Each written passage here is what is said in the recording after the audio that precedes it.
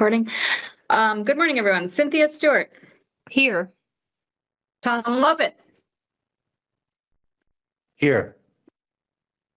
Richard Werner. Here. Mohammed Job. Here. Brian Campion. I saw Brian. Yes, here I am. Here he is. Getting a new Tammy charger. Colby. Good morning. Caleb Greenwood. Not yet. Brianna Marsh. Here. Secretary Saunders. Here, good morning. And Chair Samuelson. Here. Good morning. Thank you. All right. Are there any amendments to the agenda? Hearing none, I will then turn it to public to be heard. So this is an opportunity for members of the public to address the board. And just as a reminder, we ask members to limit their comments to 2 minutes, and you're always welcome to submit written comments for inclusion with the minutes. So with that, Kim Gleason, good morning. I see you have your hand raised, and so far I don't see anyone else. So Kim, the floor is yours. Good morning. Kim Gleason, Grand Isle. I come to raise awareness on an issue that I was surprised to learn, and I'm sure it probably should not have been. In my time on the State Board of Ed, I worked on the 2200s independent school rules twice. And in the course of the work I'm doing on the task force now, and this is not speaking as a task force member, but rather a surprised, community member with a history in working on the independent school rules, I learned that I have great concern for the equitable use of our public dollars at independent schools that are not accepting the public tuition as the full amount that is due for a student. As an example, and I'll follow with written comments at some point in the not too distant future. I'll pop back on in December. But an example that was pretty alarming was to think about a student from Wynn Hall, which is fully non-operating, having access to their approximately $20,000 voucher, public tuition voucher, choosing to attend Stratton Mountain School. The only families eligible to be able to do that have to be able to pay an additional approximately $36,000 to use that $20,000 voucher at Stratton Mountain School.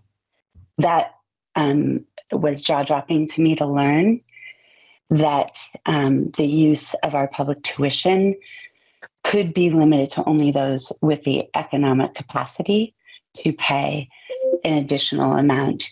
And I know that that is likely my lack of awareness, having lived in Chittenden County for 25 years and served on the Essex Westford Board for 15, where we don't have independent school tuitioning.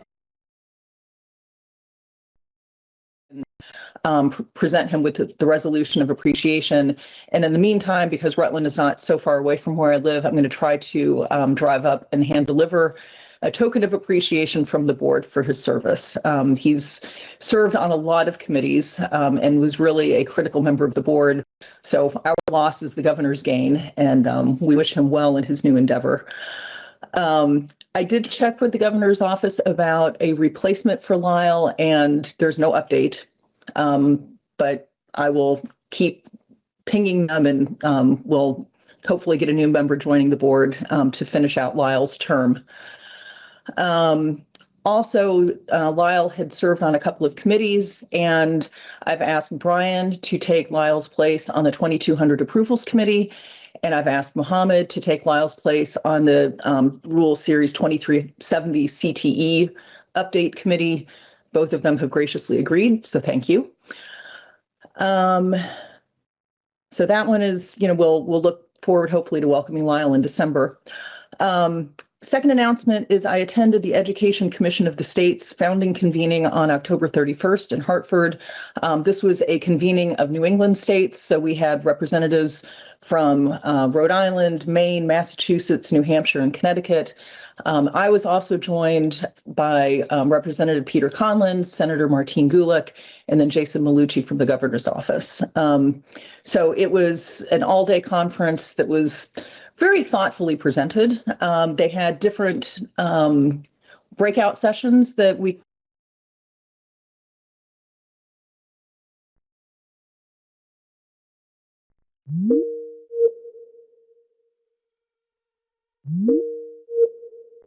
perspective. I'm not sure if the work that a lot of them, it feels more like the agency would really benefit from joining. And I know that Zoe had been invited, couldn't join that day, but they are forming sort of these follow-up affinity groups in the groups of, let me just see, K-12 funding, artificial intelligence, post-secondary and workforce pathways, and federal policy updates. And basically, if anyone from the board would like to join any of those affinity groups and have the opportunity to just connect with other New England representatives on those issues, let me know and I will put you in contact with ECS. Yeah, I was supposed to attend, but couldn't be there. The federal stuff is a place, and I did talk to Annie about it too, but I'm happy to, I'm happy to step in on the federal stuff. Great, thank you.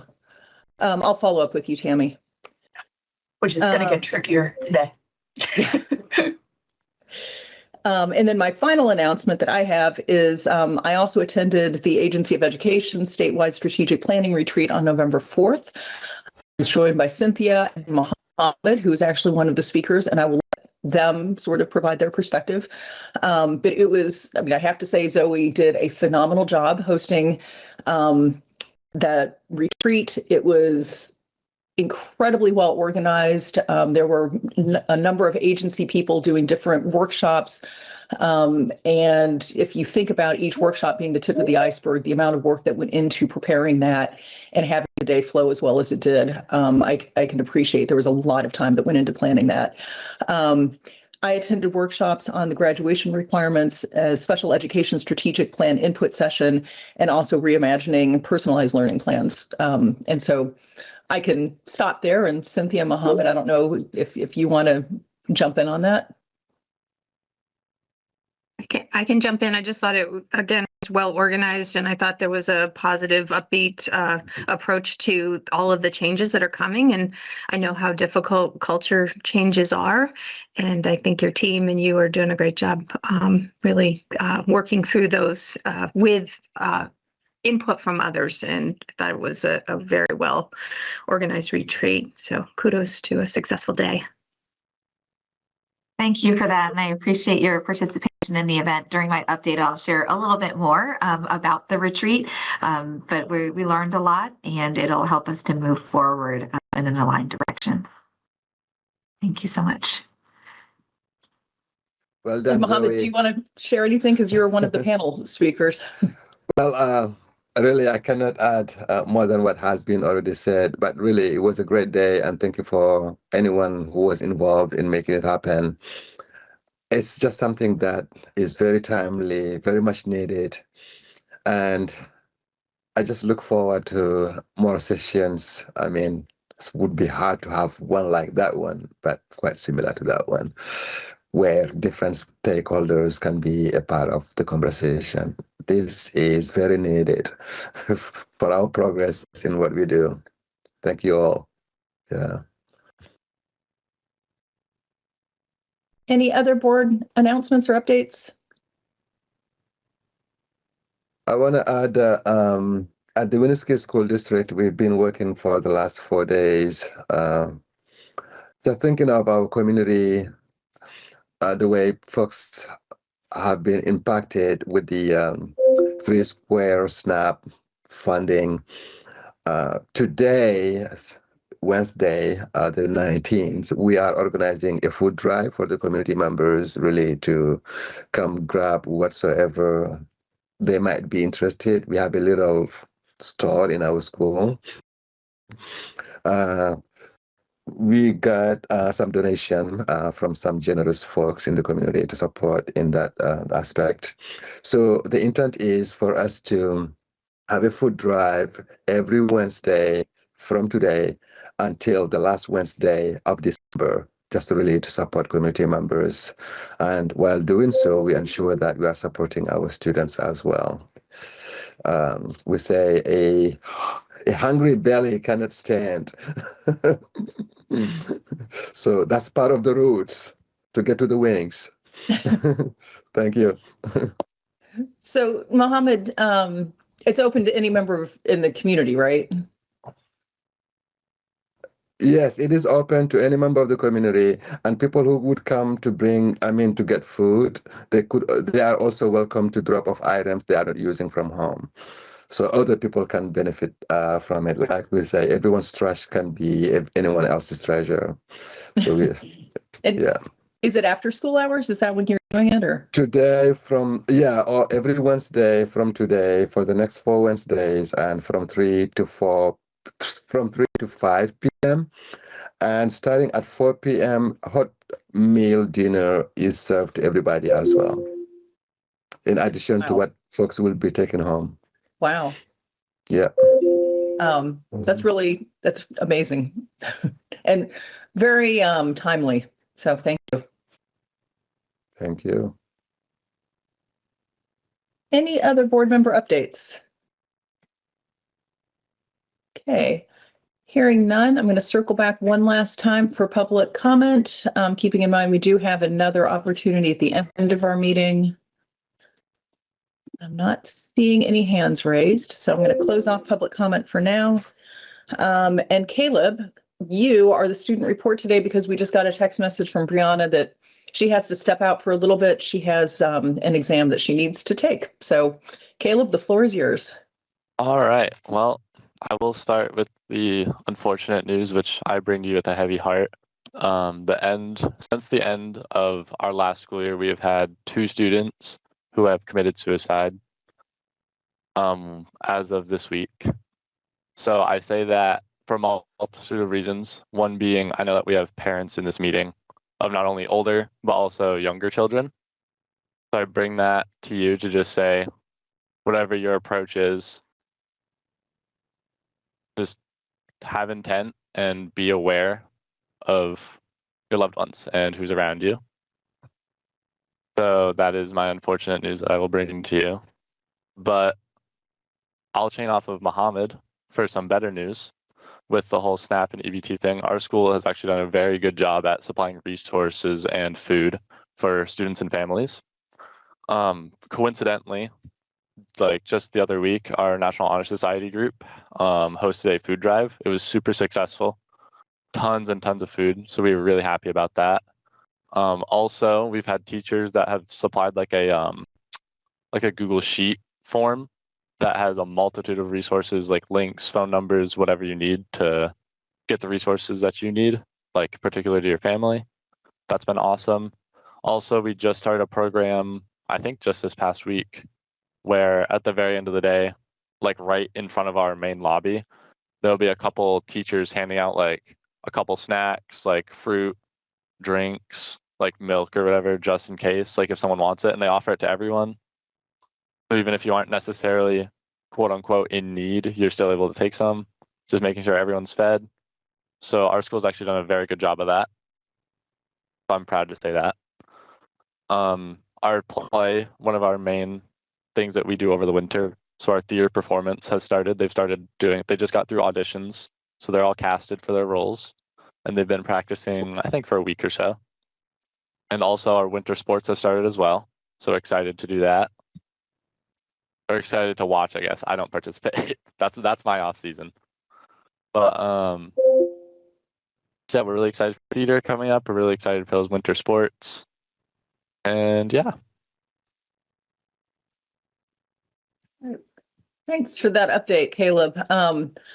I really was not expecting that announcement, but as shocking as it was for me to hear it and for board members to hear it, I can only imagine how awful it would be to personally experience that. And any school is a small community, and the loss of anyone, I think, would be difficult. But to lose, one student and two students under these circumstances, my heart just goes out to you and your whole school community, because I just can't even imagine how hard it is to process that.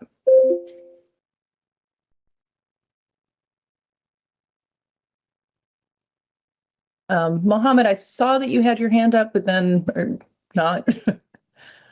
Yeah, I mean, it's really heartbreaking to hear what Caleb has just shared, and this is again a part of our work, honestly speaking, because so many students may be suffering without actually having anybody to talk to. So it's a part of our jobs as educators, teachers, anybody employed in a school setting, to be mindful and really observant, and really have such conversations around mental health. Again, this sends me just to say what I was talking to Erin earlier about. Our jobs is not directed to one simple item.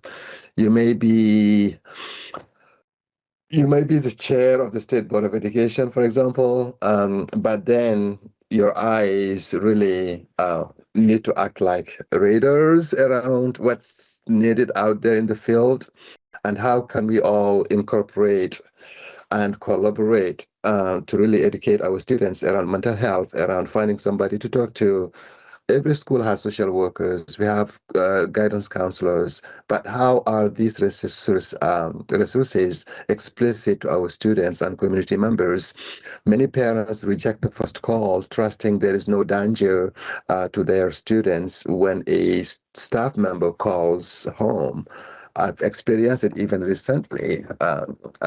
Caleb is right. Often these things are initiated also by really younger kids nowadays at the elementary level, I'm saying. It has become scary. Again, our work is not just to teach about academics. It includes way more than academics. This is a part of the roots to make sure every student is healthy and ready to learn. And we need to really launch a huge maybe campaign around AI, because most of students now have somebody to talk to online that they don't even know, that give them this advice, you do this, you do that, and that little mindset, they trust what they're being told by that somebody behind the screen and just act as told. It's scary. So we need to educate our students more about the use of AI and trust who you talk to. Yeah. Yeah, and that reminds me, I saw an article sometime in the last week about a young person who had committed suicide and had been talking with AI, and AI basically encouraged the kid to commit suicide or to die by suicide. And, the final comment was, "Rest easy, my friend." So it really highlights that, there's technology out there that, if not appropriately, accessed, managed, it really can lead anyone in a wrong direction. Not providing the guidance and advice that we would hope. Schools are good. An example is our school, our tech guy, specific tech guy, the technical integration teacher. We monitor students' activities. Anything that is towards suicidal or really it's flagged right away. So I hope every school has that strategy and doing it to monitor what students are looking into and are what they are researching. Sometimes you see students type in what the fastest way to die, what the best way to die, those kind of stuff. Scary. It's very, yeah. Yeah. So we need just to educate more. And I'll so sorry. that is done at the school level. But what then the question is, what parents are doing to prevent that from home. I mean, so many parents don't have that technical skills and or even how to monitor their kids' activities in the internet. Caleb? Yeah, I was just going to say to add on at the very end that mental health has no age limit. It doesn't matter if you're 65 or if you're 8 years old. There really is no age limit. It's just like physical health.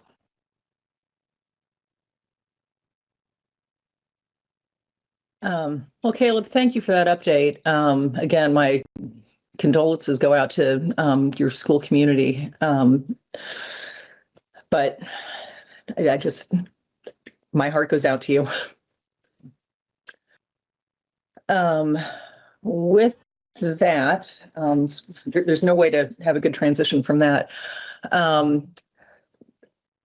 But we are. The next item on the agenda is an update on the Commission on the Future of Public Education in Vermont. So since the board's last meeting in October, the Commission has published its preliminary findings and recommendations. Those were published on October 20th. We are continuing to take public comment. And as the board will recall, we had partnered with Afton Partners, which put out a survey. They received almost 4,000 responses. So they have gone through and sort of synthesized common threads of comments that were received. And they are also having 5 final public engagement or input sessions. And I believe the last one is being held today from noon to 1. So board members won't be able to make that, but that will kind of tie off the sort of facilitated public input sessions. And then, of course, we always have public comment at the beginning and end of our meetings. So we have 2 meetings left before we will be done with our work. One is December 3rd, and then the next one is December 17th.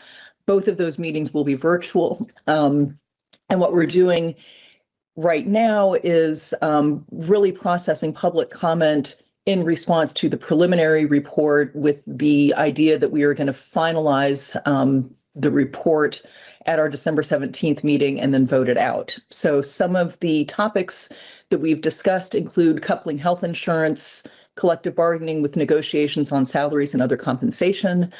We've developed sample ballot language for districts when voters are asked to approve any budget amount in addition to the amount of funds that are provided to the district by the education opportunity payment from the state, assuming that we're moving to the per pupil spending model. We are also providing a default recommended process to follow when a school is closed or repurposed to advance local priorities and community goals. So it's already in statute when the agency, if a school is not functioning as intended, there's already a process in statute where the agency sort of steps in, and then ultimately it might come before the board. This process that the commission is working on is keeping what's in statute intact and looking at what would a process look like if a community decided for reasons that they wanted to potentially close the school. What would the process look like?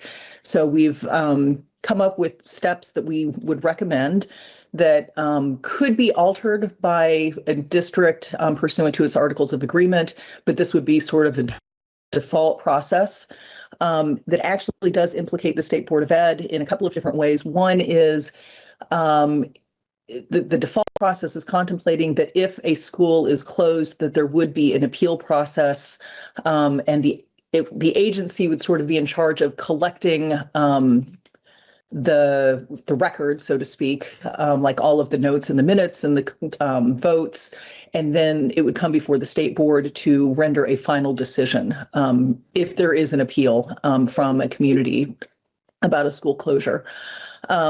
The other way that it implicates the state board is it is recommending that the state board revisit the draft articles of agreement that were developed in response to Act 46 to see if they need to be updated in light of Act 73. So we will continue to consider the public comments received at our final 2 meetings, and then the report should be submitted shortly after our December 17th meeting. Well, I'll pause there if there are any comments or questions.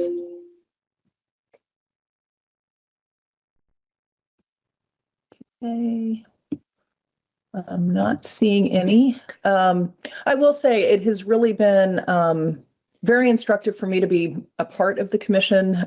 It's brought together a lot of different people from different backgrounds with, different experiences. And it's been really, really helpful to kind of process all of that and come up with something that there hasn't been, absolute consensus on everything that we've discussed, but it has definitely expanded my thinking, and I don't think I'm alone in saying that. I think it's been a really, really good group of people, and particularly when the legislature sort of narrowed our charge during the last legislative session to something that was much more realistic. I think we have really been able to operate well in that new modified environment. So. With that, I will turn it to committee updates. Rich, do you want to start off with an update on the State Aid for School Construction Advisory Board? I can. So we have a meeting tomorrow where we are going to be hearing from Emily Simmons from AOE on any legal issues that we should put into our reporter considerations. And then I hope to have a framework together this afternoon to have the committee review. And then we'll have one more meeting. I think we have till the 15th to move forward with the, or to get the report to the legislature. So I'm hoping that we will meet that deadline, and it's not going to be a big recommendations. It's just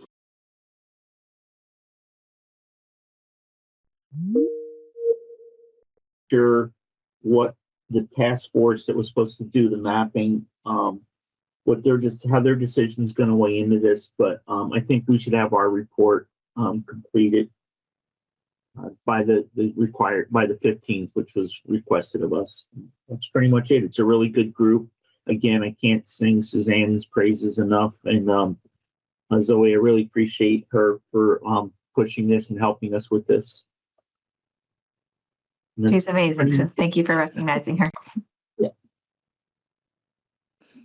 All right. So this is not a board committee. This is just a committee that, Rich is representing the board on. So there's no board action to take, but I think it's really helpful to have these updates, just kind of understand what the advisory board is working on and how that kind of fits into the other elements of Act 73. Any questions for Rich? All right. Well, Rich, thank you again for being on the committee, but also chairing the committee. Not sure that was your original plan, but you've done a great job of pulling everything together. And I'll be off chair as soon as we get this report done.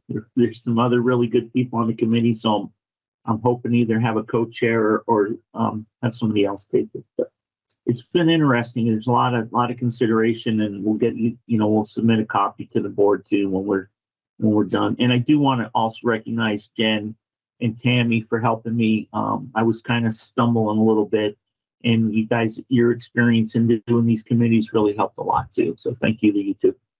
Thank you. All right, Tammy, I will turn it to you for the Small Schools and Sparse Schools by Necessity Standards Committee. I think we just call it the by necessity committee because we're not defining what is neither small nor sparse. We recently had a public hearing. We had almost, I think, 20 people, 15 to 20 people show up and give us input. That was really helpful. We will now transition back to doing some additional work as a committee. We have a meeting on Friday at 2:00. People are welcome to that, where we'll take some final testimony from some key constituent groups, and we'll be working to synthesize our takeaways from the public comments, as well as discuss the geographic information that was provided to us. And then we will have a second meeting the first week in December, where we're going to finalize our framework. And again, we'll be just providing a framework to the legislature to think about how they might craft statute and determine our memo outline and writing assignments. And then an optional meeting if we still need it the following week. The goal is to have a draft of our framework, our recommended framework to the board to consider at its December meeting. So when Tammy, you and I had discussed this, the committee was originally under a December 1st deadline. But my understanding is that you're working with the General Assembly, and it's fine that we're not meeting that December 1st deadline, but we'll get it out I'm going to send a letter to I'll send a letter to Representative Conlon. I wasn't able to do it yesterday, so I will send a letter to them. Okay. And I just know, based on other committees that, December 1st, that deadline was sort of. It's just not practicable.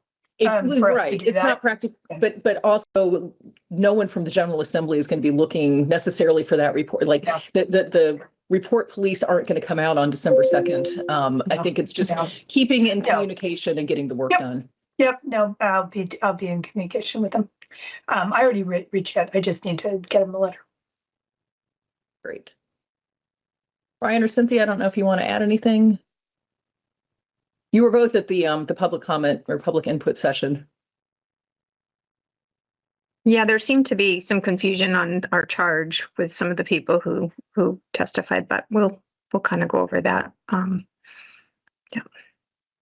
Well, I think the topic of small schools and funding for small schools and school closure is a hot button topic in the state, and I think that the public hearing was certainly an opportunity for people to voice their concerns around those issues too. And that's always welcome input. Our committee and what the board is charged with is actually quite narrow, and we don't have any say, right, over. I mean, statute's very clear on how they define small, right, and sparse, and we don't have any say over that. We also don't have any say over some of the work being done by the other task force on school consolidation. So we are staying within our lane, and we will be focused on defining by necessities. All right. So board members, just to forecast here, we should be getting something from the committee December 12th, week of, and then our December board meeting, which I believe, if I'm doing the math right, is going to be the 19th. Is that right? So we will have 17th. Thank you. We will have a presentation by the committee, and then a discussion, robust discussion, and then the board will be voting on the proposed definition of by necessity at that meeting. So I anticipate that this will be we will not be providing a definition. We're going to be providing a framework for the legislature. Okay. The legislature will be defining it. We're just giving them the contours, the considerations for developing their definition. Okay. Okay. So that will be a longer agenda item in December. So, all right. Well, Tammy, Cynthia, Brian, thank you guys for your work on the committee. I know it's you've all been juggling a lot of balls, but look forward to December. Thanks. All right, Zoe, I will turn it to you for the secretary's report.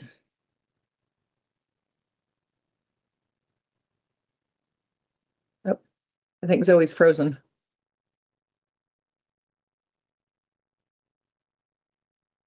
Am I frozen?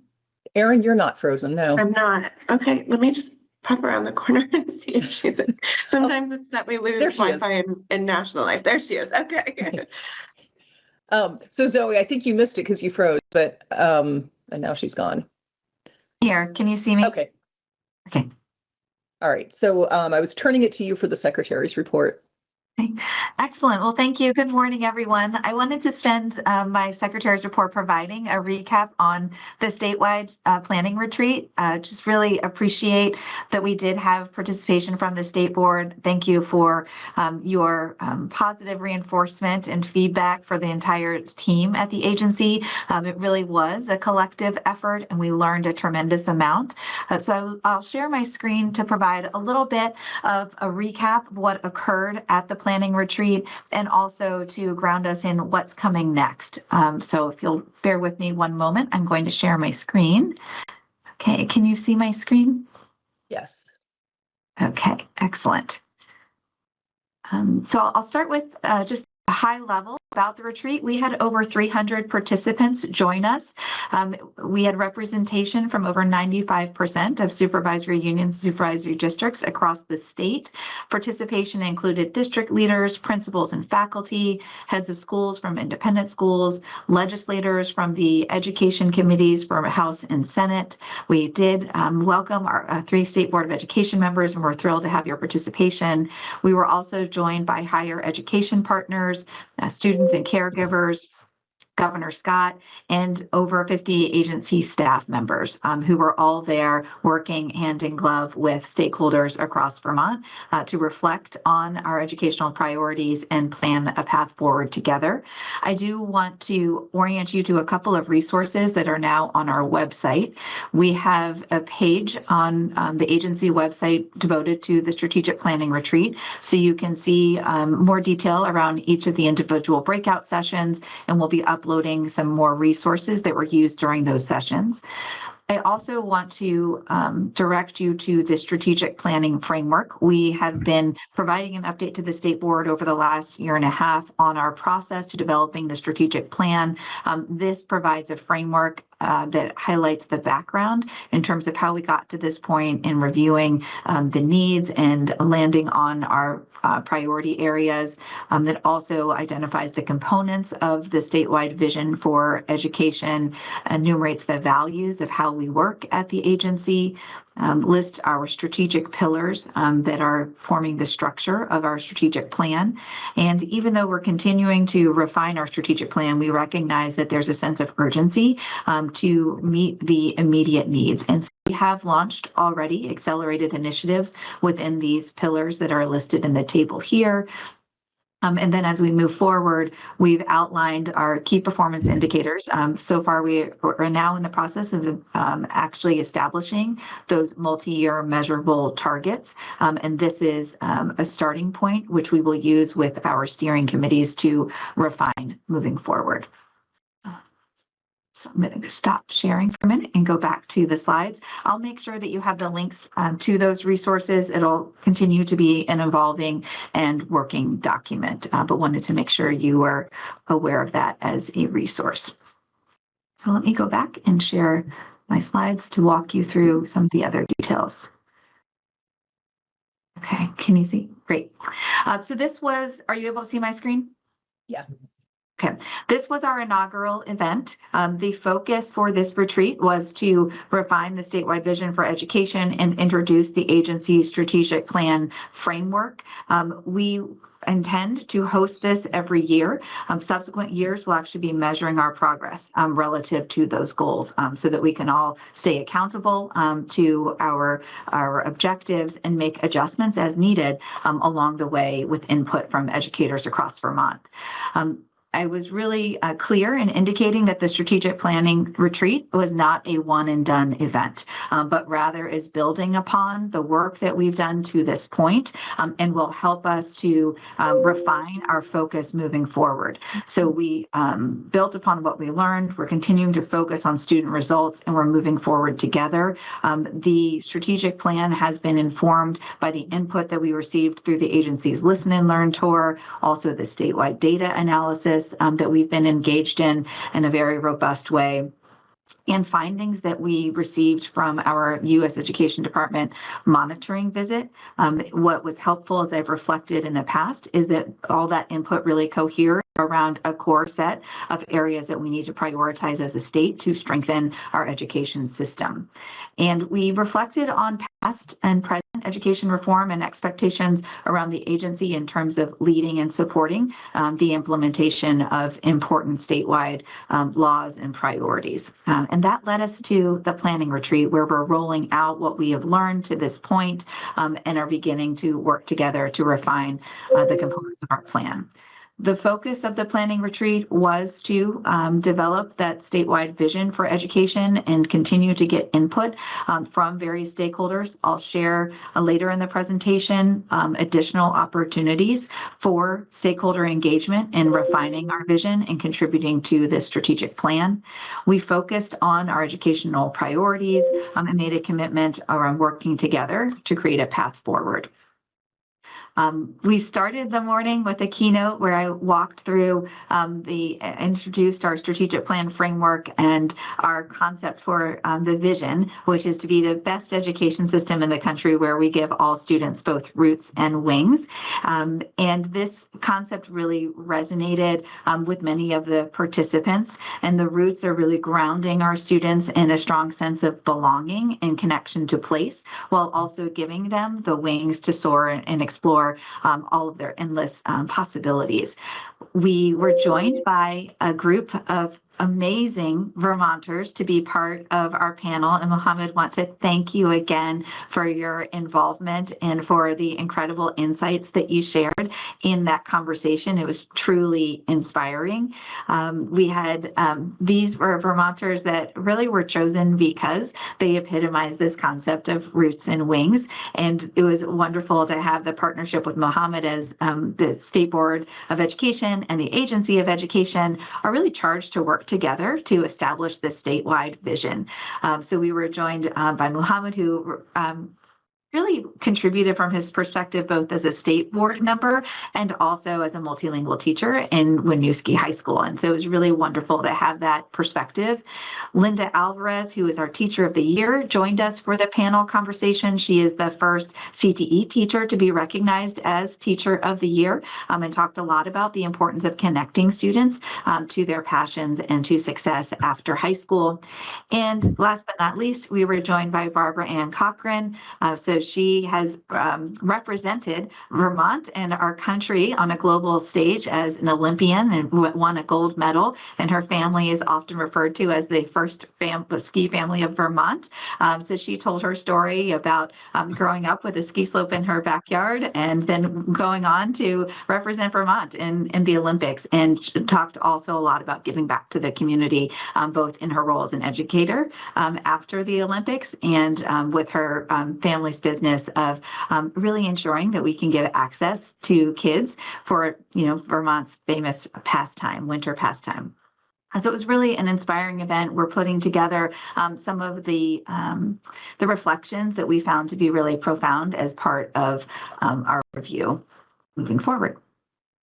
So I think we also noticed that, as we're developing this vision for being the best education system in the country, where we're giving all kids roots and wings, there is some challenges that we are facing. And so we talked at the beginning of this meeting around some of the real mental health challenges that our students are facing, some of the potential dangers around AI, and just the recognition that there's always a lot of technological changes. And so how do we make sure that we continue to keep our students both grounded and ready for the future? It's an enduring question that we need to keep coming back to as we are prioritizing our work. We also reflected that this is a really critical moment in education in our country. We have seen nationally a decline in academic performance, and Vermont has been making national headlines for being part of the New England nosedive as we're looking at our results compared to other states. And so we started to talk a lot about, and we'll continue this conversation, all of the factors that contribute to that. We understand that education does not happen in a vacuum. There's a lot of other factors that contribute to a student's ability to learn and to thrive in our schools and in our classrooms. And so we've noted some of those factors, including poverty, the rise in mental health issues, noting that the pandemic also has exacerbated many of the inequities and challenges. We know that social media has changed the way that students are learning and engaging with each other. And overall, I think everyone could identify a couple of other factors that might be contributing to a student's ability to meet their full potential. But what we challenged ourselves to do is really recognizing that all states across the country are facing these very same challenges. We are in a position to really shift from analyzing the challenges into action. So instead of asking ourselves, why is this happening? The real question before us, and the one that parents and students are asking us to answer, is how will we respond? And that's the work that we're doing together and being really clear around what the challenges are, naming those, and developing a strategy together collectively so that we can address the challenges before us and create opportunities for students to be very successful. So within the agency of our overall strategic planning process, we've been using a framework of defining what we are tight on and defining what we're loose on. And you've heard me mention that in previous board meetings. We're really striving for the right balance. We want to be tight on those areas where we have the statewide priorities. We want to make sure in those areas as an agency, we're providing clarity of direction. We have accountability in place, and we've also reorganized our entire agency to meet the biggest educational priorities of the field. And then in areas where we are loose is where we want to make sure that there's the room and the space to exercise educator creativity. And in those areas, ensure that there's the ability to customize for the local context and to pilot and learn from innovation. So this is a framework we'll continue to go back to as we're developing our strategic plan to ensure that we're focusing in on the areas that are most impactful and providing resources, training, support in those areas to really help further our goals. This is also closely aligned with our motto of Vermont as we think about unity and freedom. And I think that's helpful to have that natural tension to always seek for the balance. And so really our strategic plan is talking about what areas are we going to be tight on. We are taking a holistic whole child approach as we are developing our strategy, and that's really building upon the values of Vermont. So we've organized our strategic plan into 5 pillars: academic excellence, college and career readiness, safe and healthy schools, operational effectiveness, special education, and differentiated support for all learners. And as I mentioned at the top of the meeting when I was orienting you to the resources online, we've already launched several initiatives within these pillars, recognizing that there is a need to provide direct support now to our districts and our schools and our teachers in these critical areas.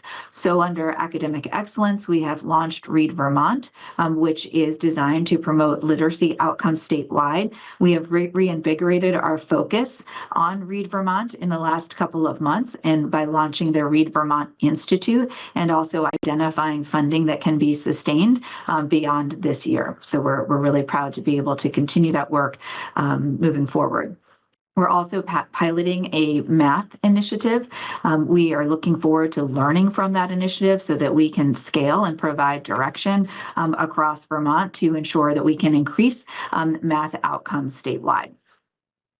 Within college and career readiness, we're doing a lot of work around the statewide graduation requirements. You'll hear later today from Erin Davis to give you an update on where we are in our work plan to bring forward to you those recommendations. But we do see this as one important component of preparing our students for the success beyond high school. Within Safe and Healthy Schools, we have launched a campaign to reduce chronic absenteeism called Everyday Counts. We hosted a conference earlier this week in partnership with University of Vermont to that effort. Additionally, we've put a lot of focus and emphasis on providing a model policy and prevention related to hazing, harassment, and bullying. So that's some additional work we'll bring forward to you at the board in subsequent meetings. Related to operational effectiveness, we know that data is central to that work, and we've been really consistent about improving our data collection, data verification, and enhancing analysis and reporting. That work is continuing, and we're really excited to bring together educators for a working group as we're looking to prioritize certain reports and analysis to support decision-making at every level. And then within the 5th pillar, as we look at special education and differentiated support for all learners, we are focusing in on Act 173 implementation. The Act 173 was passed in 2018. And as we've done our review with our most recent report of the current state of special education, we've recognized that there has been variability with implementation of the best practices enumerated in Act 173. But what we really came to a consensus on in partnership with special education directors, curriculum directors, leaders across the state is that those best practices are the right best practices. And what we need to focus in on is how we will implement and support those best practices in every district and every classroom so that we are improving the quality of general instruction and ensuring that every child has access to the interventions that they need, regardless of whether or not that child has an individualized education plan. So we will be partnering with a national expert. We are in the process of finalizing our RFP selection process to support us in that work. Part of that effort will also evaluate the capacity needs, both of the agency and the state, and ensuring that we have the appropriate training and monitoring tools to elevate academic outcomes. So within the planning retreat itself, we had a number of different breakout sessions that were facilitated by agency leaders. They spanned the range of content areas as we would expect, and were really reflective of the work that we're focusing on within these 5 strategic pillars. Those participants that opted to focus in on statewide graduation requirements were part of a full day pathway. And so they were able to really dive deep into these recommendations and wrestle with some of the choices before us as we are making that recommendation to you. And then other participants selected among a different track and were able to participate in 3 different sessions. Their choices included education workforce development. We had a roundtable to really talk about how we need to rethink some of the standards to align with the changing and elevated standards from the student perspective. We had a working session focused on enhancing accountability and reporting, reimagining personalized learning plans, providing input on the special education strategic plan, also looking at statewide system planning and business operations considerations as we think about larger districts and also creating greater efficiencies. We received input on the work we're doing around hazing, harassment, and bullying, both for the model policy and the prevention toolkit. And we had a session focused on how we can help to create that vision alignment around roots and wings and what does that look like when we're really, as a state, all rowing in the same direction and aligned around our vision. So our next steps, we will be publishing a report where we will capture the major takeaways from each of the breakout sessions and identify immediate next steps. We also are establishing steering committees for each of the 5 strategic pillars. Those steering committees will begin meeting in January through April, and they will be charged with providing further refinement and input around our vision, really getting clear on how we will measure our targets over the next 3 years to ensure we can achieve our goals, and to give feedback on the work around our strategies and some of the implementation considerations on the big work that we're looking to move forward. We are creating additional opportunities for students and educators to engage with our visioning process because we really want to collect input around how this concept of roots and wings resonates and how that manifests currently in our schools and where there's opportunities to grow aspirationally in order to deliver on that vision for every student in Vermont. And then as we move forward, we are looking for this event to be an annual event, and subsequent events will really be talking about here's what we established as our goals, and let's be honest about where we are. Let's celebrate the progress that we're making as a state, and then also identify where there's some areas where we may need to make some alignment so that we can focus in those sessions to make some of the adjustments where we can achieve our intended goals. So that's a little bit about our statewide planning retreat. It really was a wonderful session. We learned a tremendous amount and appreciated the opportunity to bring our educators from across the state together in one place to roll up our sleeves and really plan around how we can achieve our shared goals. So any questions about the planning retreat? Yes. Thanks. Thanks, Secretary Saunders. Can you say a word or two about literacy and where things are in the sort of in the process, the money that we invested a while ago, and I've kind of lost track of it a little bit. Yeah, absolutely. Thanks. So we've highlighted that literacy has been a priority focus for us. Really appreciate the General Assembly passing Act 139 to really ensure that we are taking a focus statewide in ensuring early literacy outcomes for all of our students. We launched Read Vermont, and as you know, we were using some of the remaining ESSER dollars at that time, and so there was some instability with that funding and did create a pause in implementation. We took that pause to take stock of what's working well in the program and what we need to refine. And also, we're really intentional about identifying a more a stable and sustainable funding source. And so with that, we've actually been able to increase the level of support that we're providing. We just launched the Read Vermont Institute, which has been refined based on our learning from the first phase of implementation to provide more targeted support and coaching in the field around literacy. So we continue to stay focused on that.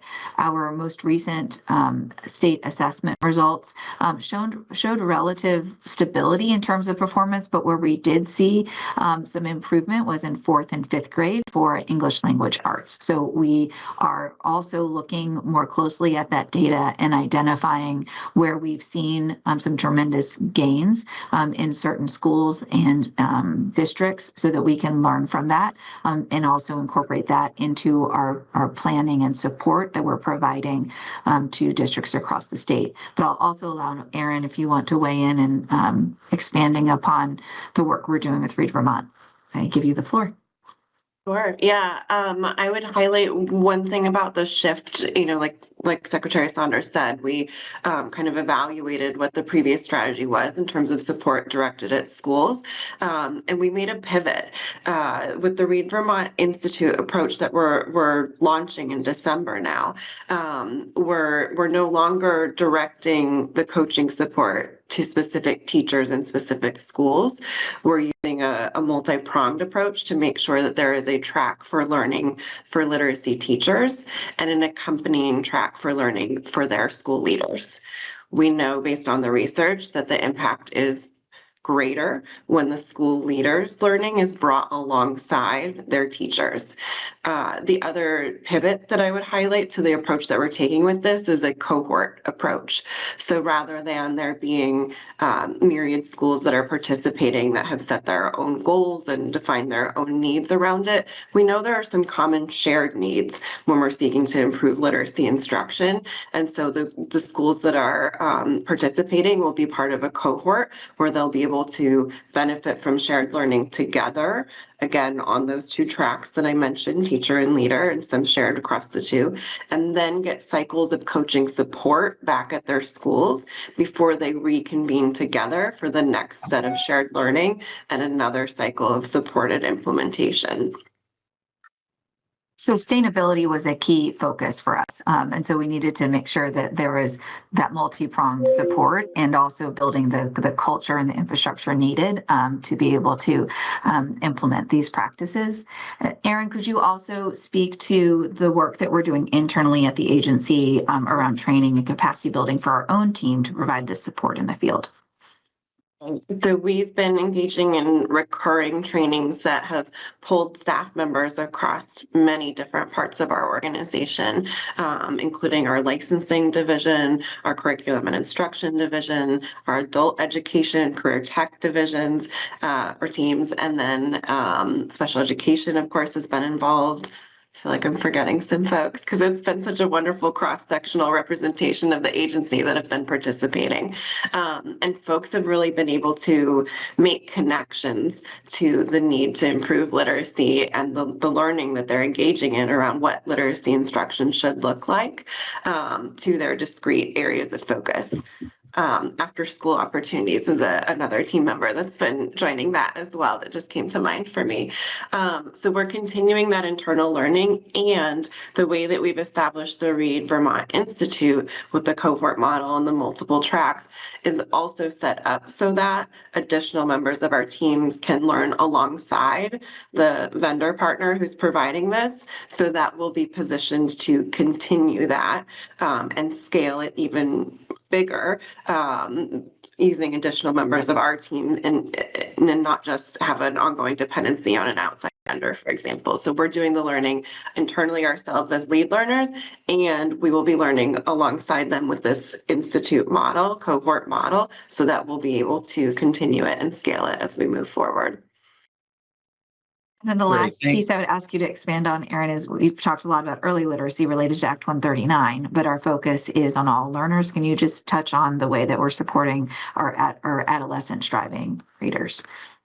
Yeah, absolutely. So we continue with our partnership with actually just on Monday, we had a great event with UVM where we had a fantastic turnout. I was really impressed. I want to say there were around 100 people, if not more, in the room, where we brought in a guest speaker, Dr. Claude Goldenberg, who was sharing a little bit about the science of reading and particularly the way that it relates to our multilingual learners.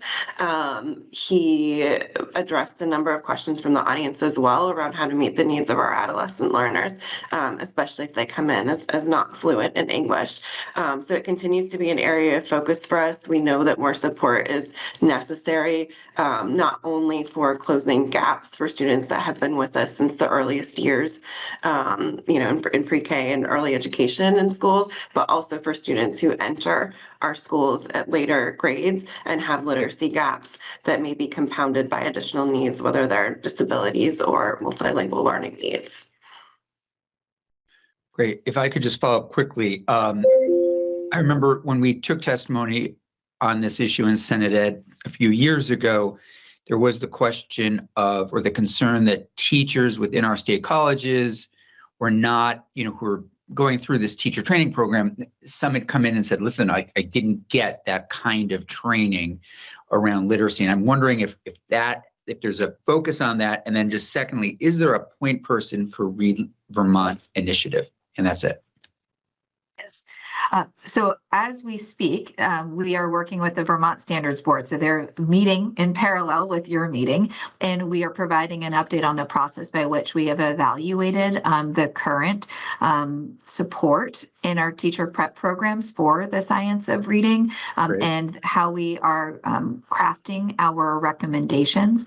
In January, we will bring forward at their next board meeting our recommendations for how to strengthen instructional practices in our education prep programs to best prepare our teachers to enter our schools equipped with an understanding of the science of reading and the practices that will really help them to prepare students so that they can develop the foundational literacy skills that we know are so critical for the student to be successful.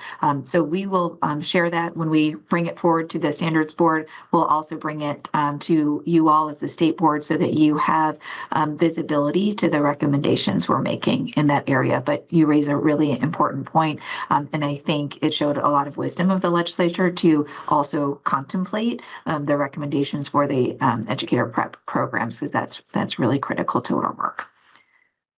Erin, anything you want to expand on that?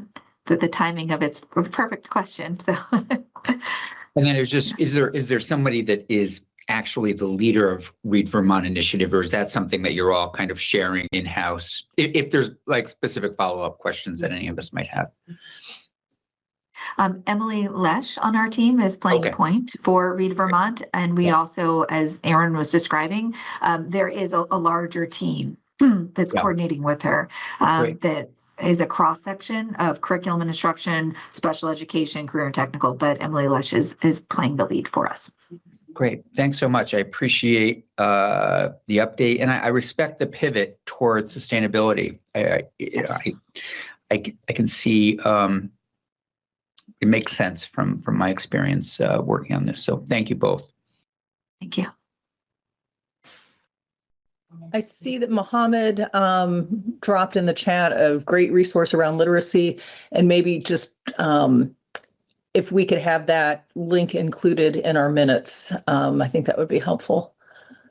I'm also remembering, Mohammed, you had raised the issue about adolescent English language learners and how they need resources that are different than what we think about as emerging readers who might be, 4, 5, 6, that they have different needs and different interests and how to support them as well. So I think, what I'm hearing is that the agency is really taking that to heart and coming up with a well-rounded way to reach all learners wherever they are. Absolutely. Very true, Absolutely. Chair Samuelson. Thank you for mentioning that. And I'm very appreciative about the work being done around this as well. And I'm mentioning Sarah Lupo here because I have attended sessions presented by her several times right here in Vermont. And I'm just recommending her really for anyone who want to improve their literacy skills. She's amazing. And as for immigrants and refugees, often what I encourage us all to be mindful of is that their parents may not be educated, but they are fully engaged in their education. It's our job as educators to provide them the resources to support their kids or our students once at home. So the learning can be a continuous cycle rather than just having it stop at school. So parents' engagement is a key to that as well. And thank you. Absolutely. Appreciate that we bringing that up. We are very focused on that and ensuring that we provide the parent and caregiver resources as well to support their child's reading development. So thank you for that point. Any other questions around the planning retreat or even specific initiatives that we've rolled out? It would be helpful for me to learn what you would like to review further. We can bring it to a subsequent meeting so we can have a deeper dive and giving you an update on some of these initiatives that we've launched and are supporting statewide. Jennifer? Well, board members are thinking about specific areas that they might like to recommend for you to do a deeper dive on. I'm curious because I know that those workshops that you hosted received a lot of, you solicited a lot of feedback. And so Yes. I'm thinking about the special ed where you had, it reminded me of the rules of professional responsibility where you had like the rule and then you had the objective and then you had comments with examples. And for those who didn't go to the retreat, they had blown them up on enormous pieces of paper and held that workshop twice and had everyone in the room at each workshop rotate around to each table where the model rule was written and then solicited comments. And I know that, when I was there were a lot of comments written on those pieces of paper. So I'm curious what is your approach to processing all of that feedback? Because there's a lot, and I can imagine that that's a rather ambitious charge in front of you. Yes. So we were really intentional in the design of this workshop of identifying for each breakout session what our learning objectives were, and then being explicit with the participants around how we would be using that input to drive our next steps. And so our notes are organized in that way, and we're right now compiling that into a report that we will publish. So for each of the sessions, we are bringing forward the major themes that came through in the discussion, the areas that we may need to have further inquiry, and some immediate next steps. And so for some of the planning sessions, we already have vehicles in place to support the advancement of that work. For example, as you referenced special education, we have a committee that is working with us to help synthesize and make sense of the different findings and input we're receiving as we are developing a targeted plan forward. We also work very closely with the SEEP. So, in addition to publishing this in a report, we're bringing forward the data and the information in these plan groups to support next steps and really helping to contextualize the data, make meaning of it so that we can use that information to drive and support responsible decision making. In other instances, we may not have a built-in committee to support us with reviewing that work. And in those cases, you'll see in the report that we are actually soliciting some input for a working group. So for example, I mentioned earlier, I facilitated a session around accountability and reporting, and I'll be bringing together a working group to help prioritize how we will, push out different analytics and tools and resources to support decision making. But the long story is, yes, we collected a tremendous amount of feedback, and we were really clear around collecting feedback in a way that we could show how we were using that information. That's what you'll see in the report that we're compiling right now to bring together all of that data and information. Because every session, I know you went to 3 different ones. Every session, there were a tremendous amount of input that we captured, and we are really using that information. We'll be reflecting it back in the report, and then actually referencing it to guide our next steps in the planning. Well, and I will say too, I'm reflecting that I think one of the complaints about the agency in prior years, sort of historically, has been that it has not really been engaged with the field, and that there's kind of been this disconnect between what the agency is doing and what SEAs, LEAs are doing. LEA, sorry. And what I loved about those workshops is that you really brought in the people who are most affected by these changes that you're proposing, and both getting buy-in and really helpful input, but also nothing like someone who's actually putting these things into practice to be able to say, oh, I would tweak this a little bit because you want to capture this. And so I thought it was a really nice way that you set that up, that it really allowed people to provide that direct feedback to the agency, because these are regulations that are then going to be, put into place. So I thought that was really helpful. Absolutely. Well, thank you. I appreciate that feedback. So look for the report. We will, for those of you who did not participate, or I know that schedules are really challenging to be able to go to a full day retreat, so completely understand, and want to make sure that you have this as a resource. So in the interim, certainly on our website, you can find more information around how we've organized it, how we're structuring the strategic plan framework. And then in the coming weeks, we'll share a detailed report. So you will have the ability to look at what was presented and the feedback that we collected, along with how we're using that feedback to guide next steps. So more information to come. And just to conclude my secretary's update, if are there further questions around the retreat?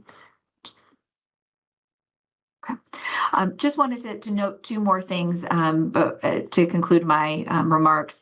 Earlier in the discussion today, we talked about AI. So I just wanted to make mention that it is an area of focus for us at the Agency of Education. Aaron and I are participating in an AI cohort with other education leaders from across the country to really understand how we can responsibly leverage AI and ensure that we have the appropriate guardrails in place. The agency will be providing guidance documents to the field. We're first collecting some additional input from the field in a draft guidance document that we have prepared. So wanted you to be aware that we recognize the importance of having strong leadership around AI, given some of the challenges and the risks, but also how we can leverage the opportunities to accelerate learning opportunities, to help resource teachers to really implement personalized learning consistently in ways that are really meaningful and impactful to the student. So just wanted you to be aware that that is a focus for us. You'll see more information coming from the agency in this arena, and we do understand it's really important for states to take a leadership role around how we are navigating AI in education. So I'll provide an update as we move forward. And then the last piece that I just wanted to make mention of, but won't have a lot of time to talk about today. You probably have seen in the news that there's been shifts with the Trump administration and their efforts to return education to the state. So all state chiefs received an announcement yesterday that most of the K-12 programs are moving from out of US Ed into other agencies at the federal level. And so they're doing that through 6 interagency partnerships. This announcement came yesterday. Certainly, we are monitoring what the implications can be in terms of access to support and grants and a variety of considerations. I don't have any additional updates to share today, but I did just want you to have visibility, and we'll forward the announcement to you so that you have that as background. And then in a subsequent meeting, I can share a little bit more about what that will look like in practice and some impacts potentially to how we work with the federal government. So that will conclude my remarks. Any questions for me? Mohammed. Mohammed. I have a question. This is about school fundings, and I just sense, per my conversation with multiple educators from different schools, that it feels a little bit late for when schools know about whether we will be receiving federal funds or not. Not until April, from what I learned, and every school right now, as we speak, are already working on their budget for the next school year.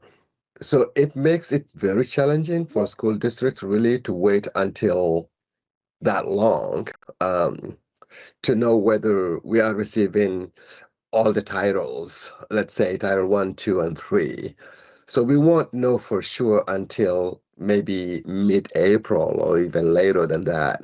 It is very challenging for folks in the field to budget properly, and many staff members get confused about whether their role will still continue, and some, because of the uncertainties, start even looking for other jobs just because of not feeling secured where they are.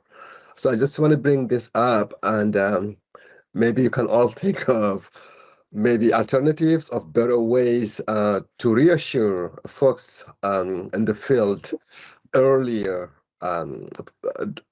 as possible, rather than really having everyone to live this roller coaster for 3 or 4 months without knowing for sure. So just to be clear that at the state level, we don't control that roller coaster, right? That's at the federal level. However, what we are doing is providing regular updates through our superintendent's communication that is reflecting kind of our current understanding of the decisions that are being reviewed. And additionally, we have provided some guidance around how to be strategic as you're doing your budgeting right now and potential contingency planning should certain funding sources that are more vulnerable be impacted. And the agency is committed to continuing to provide those regular updates and also will be sharing some additional guidance and considerations for districts right now, because to your point, they are in the throes of budgeting. And so this federal uncertainty has certainly created new challenges, which you are highlighting. And we're recognizing, and our strategy has been to provide really clear, consistent, frequent updates. We work with our national partners, such as CCSSO, and also our delegation as well, to stay current on what is happening in Washington, and then making sure to communicate that to districts. Thank you for working with those stakeholders to get us updated. Everybody's anxious out there. Thank you. Yeah. And our teams also, and additional training around how to maximize all of the federal funds, and really reviewing those allowable expenses to ensure that those dollars are being leveraged in ways that are most strategic to the school. That actually is part of an intentional reason why we did our reorganization, to provide that additional support as we're thinking about the grants management piece of really leveraging all of those dollars, and being as strategic and intentional as possible with how those funds can support student opportunities and outcomes. So thank you for bringing that context. You're welcome, and thank you. Any other comments or questions for Zoe or Aaron? All right. Thank you both. That was a really helpful update. Agency is embarking on a lot of work and a lot of different directions, but really appreciate everything that you all are doing. Thank you. So, board members, at this point, we are scheduled for a break. However, if everyone has the appetite to hang in for a few more minutes, Tom, as we know, is a teacher, and he's got a class that starts at 10:30 that he needs to just get settled before he comes back into our meeting. The next item on our agenda is to take up the request for approval by the National Institute of Funeral Services, and I do believe they're already with us. What I would like to propose, if this is okay with the rest of the board, is that we pick up this agenda item first, then do the break, and then come back at 10:35 to meet with Aaron again about statewide graduation requirements. But does that work for everyone if we do the school approval now? Great. Well, with no further ado, Tom, I will turn this over to you. Thank you, and thanks everybody for being so flexible. Just a little bit of a background. This is a different kind of approval than you've heard from this committee before. I'll be ending this report by making a motion that we do grant approval to the National Institute of Funeral Services to be certified to offer an associate applied science degree of funeral service in Vermont for a period of 3 years. This part of Rule 2200 is really rules 2240 through 2250. Specifically, we looked at Rule 2243. These rules, when they were drafted, when they were put in place, were mostly for consumer protection for higher education. The state board we get a report from the Vermont Higher Education Council, and they send in a team to institutes of higher education to make sure that everything is set. They receive a self-study, they do a site visit, very much like a NEASC accreditation or an ASNE accreditation, if you're familiar with those processes. The Associate of Applied Science Funeral Service will be a 2-year program. This school also is seeking accreditation from the American Board of Funeral Services Education, which is important to know because it takes 2 years to get accredited. So that's why our recommendation will be 3 years at the end of this. So a little bit about the institute. It's a single-purpose institution, only one economic sector. There's no other school like it in Vermont, and is only asking for approval in Vermont, not regional approval. And everybody who was on the call expressed that we're lucky to have this. We would be lucky to have this school in Vermont. There's a dearth of schools like it in the country. The standards by which VHAC does its evaluation very similar to NEASC standards. If you read the report, the initial self-study was weak in that it conflated some of those standards. But when the team went to the site visit and then visited with the team that's in place, they left more impressed than they thought they would, and realized that the self-study was written with very little guidance because this school doesn't exist yet. And that's a rare occurrence that a school would write a self-study before it actually existed and was up and running. But the team that they have is very experienced, very strong. And the term that the team from VHAC used was that even though the school wasn't up and running and couldn't say with examples how things were going, they had given adequate consideration to all the things that they would need to provide to get up and running. One of the biggest concerns that we had, even though there's a market, there's a need in the market, in the industry for a school like this, would there be students? And there are 6 in the pipeline.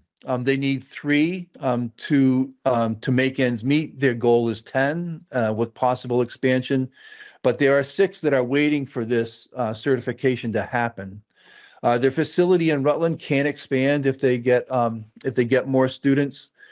Their staff is part-time. The director can only work 40% of the time. And the way that funeral services schools operate throughout the country is that funeral directors on their day off will come in and run classes. They are suggesting very flexible programming, both in person at the Rutland site, online, both synchronous and asynchronous. Every student will have to go to the Rutland site for some on-site training in embalming. So 10, they have to do 10 of those. And then some cosmetic work too has to be on site that can't be done online. They have priced themselves lower than the competition. Most students now go to either Texas or Manhattan, both of which are considerably more expensive than this Vermont school will be. So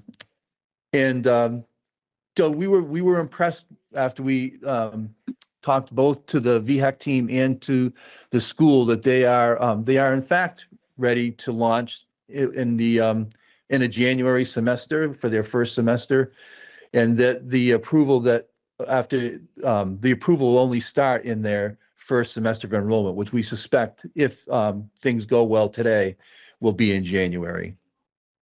So all that said, I'd like to make the motion that the State Board of Education approves the National Institute of Funeral Services to be certified to offer an Associate of Applied Science degree of funeral service in Vermont for an initial period of 3 years, commencing with its first semester of enrollment. I'll second that motion. Okay. Moved by Tom, seconded by Rich. I have a comment and a question, but anyone else? So my comment is, I'm just acknowledging the work of the committee to get, and the agency, but the committee to get this school on today's agenda.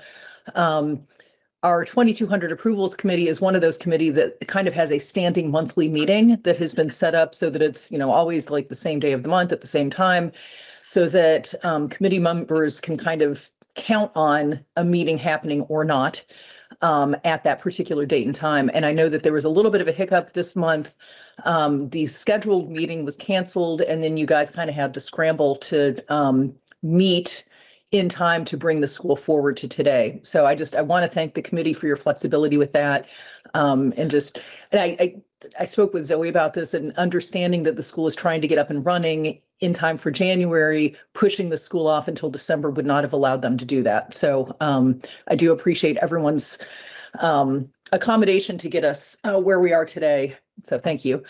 And then my question, really just, point of curiosity, is the school only focused on embalming, or are there other services provided? Yeah, so I don't know the full program, but I know that there would be grief counseling, for example, and I know the other on-site requirement is they need to know how to specifically they need to make a nose and an ear. So it's the cosmetics that go along with funeral services. I think there is also I would imagine courses in how to conduct funeral services and so forth. So I don't know the full extent, but I do know those. But not cremation and not like alternative burial services, or this is more like a traditional. No, I would imagine, I don't know this, but Okay. I'm imagining it's funeral services. I mean, it's Soup to nuts. Yeah, soup to nuts, right? Okay. Thanks. Can I just comment quick? It does incorporate learning each one of those. So they would learn about cremation, they would learn about burial, they would learn about aqua cremation. So it would all be encompassed in there. And it's a full funeral service degree. So they, of course, the main part is they have to know how to embalm, but they'll also learn how to make arrangements, every type of religion they would be dealing with, grief courses, the history, ethics, things like that. So, and I guess, thank you for that. My other comment was I did notice in reading the report that at least right now, the school is going to be very reliant on the instructors and administrators being volunteer, which, tells me two things. I mean, one is I hope that eventually this model is going to grow so that that's not the permanent model, but also it really says a lot about the commitment for the organization to put this in place. And it seemed clear to me from the report that a lot of research had gone into this. It seemed very thoughtful in the approach. I agree. Yeah. Any other comments or questions, either for Tom or for the school itself? Mohammed? Yeah, thank you, Tracy, for all the work, and Tom, of course, and everyone involved for making this happen. It's very interesting. I ran into a student who was interested in this particular topic, being a high school student. I actually, for the first time, I was really, really surprised that a high schooler was interested in bombing. I'm like, oh, okay, I'm going to connect you with our flexible pathway coordinator. So whom started to connect this individual student with churches around, with funeral homes. And that is here in Winooski, Chittenden area. So you guys are all the way in Rutland. I'm just curious on how you can expand this to other institutions.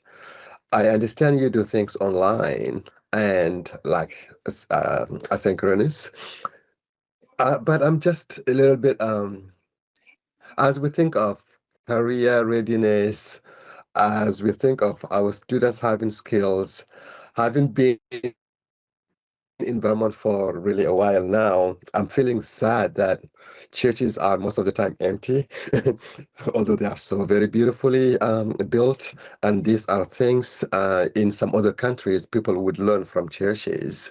But here in the US, without such service being provided with such a wonderful group, it's very unique. So I'm just curious on how you intend to expand this across Vermont. Really, for its accessibility, it's needed. Somebody has to be there to bury somebody or to know how to deal with a dead body. It's very important. Thank you for all you do with that. Yeah, we hopefully, once we are up and going, we're trying to expand to more high school type students. The average age of a funeral directing student is about 35 across the national average. So we would like it to be where we could expand to different satellites in Vermont and accomplish, different areas where we could get a younger population and keep the funeral homes open. Across the US, we're about 26 to 28% short of funeral directors. So there's a definite demand, and it's very high paying for an associate's degree. So we're hoping, through guidance counselors, college fairs, things like that, that we'll have a receptive audience and be able to expand to all different locations in Vermont. Thank you, Tracy. Other board member comments or questions? Hearing none, are we ready for a vote? I'm sorry. This is Tim Donovan. I was the chair of the team. Could I just address Mohammed's question kind of in context, in a Vermont context, if you will? Sure. Two things. One is having been an educator a post-secondary educator in Vermont for 40 years. One of the just characteristics of this state is that it's difficult to aggregate a market big enough to do some things that would, in an urban area, have no difficulty being aggregated. And so that takes creativity, quite frankly, the ability to do things at a distance with online has, if it's done well, has really allowed institutions to define markets less geographically and more on a programmatic basis. The second thing is something that you actually mentioned, Mohammed, which is the flexible pathways. And the philosophy behind that legislation originally was that your education can come from many places and be just as legitimate as having come from the traditional place. I think that applies here as well. If you dive into this program a bit, what you'll discover is that there's a really a large amount of potential for this instruction taking place in local funeral homes. So a student from Winooski would do much of their work. Probably their embalming work would be done at a local funeral home. So you're utilizing the resources in a community, which strengthens those resources and makes the program viable. So just a little context from a Vermont policy standpoint. I appreciate you, Tim. Thank you. Thank you. All right, if there's nothing further, we've heard the motion as read by Tom. It's been seconded by Rich. And at this point, if there are no further questions, I will say all those in favor of approving the motion, please raise your hand and signify by saying aye. Aye. Aye. All those opposed, please raise your hand and signify by saying nay. Any abstentions? All right, we have approved the school. Congratulations and good luck. Thank you very much. Thank you all. So at this point, we are going to take a break. I think just to kind of keep things simple, this will be a slightly longer break, but if everyone could come back even slightly before 10:35 so that we can pick up with Aaron at 10:35, that would be great. Thank you. You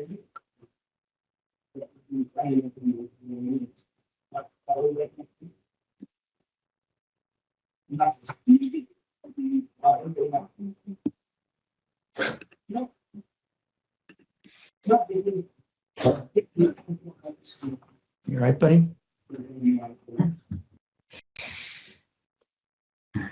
Did we lose some people?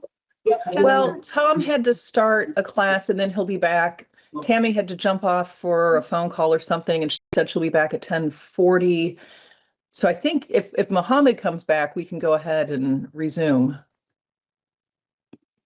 Well, we don't have to vote on anything, do we? So we could just start to keep us on track and respect the. And Mohammed's Yes. back. Oh, so well, then we don't have to worry about it. We're all good. All right, we are back. So next up on our agenda is a discussion about statewide graduation requirements. And we've got Aaron Davis, who is the Chief Academic Officer from the agency, with us again. So welcome back, Aaron. Thank you. Excited to provide you all with an update, specifically focusing on our stakeholder feedback. So you can see my screen big enough? Yes. Okay. All right, well, let's jump in then.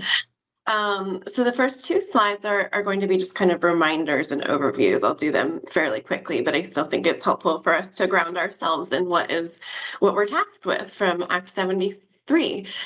So the Agency of Education will be submitting a report to the State Board of Education around statewide graduation requirement recommendations. We will be getting that to you in the month of December, so coming up soon. And of course, this provides a really meaningful opportunity for us to set the standard of excellence for graduates throughout Vermont, so that a Vermont diploma means the same thing regardless of where a student completed their education within the state. We also see this as an opportunity to create more equity and to increase the consistency of rigor across the state. And by defining the finish line really clearly, this really allows us to strengthen the whole system, pre-K through 12.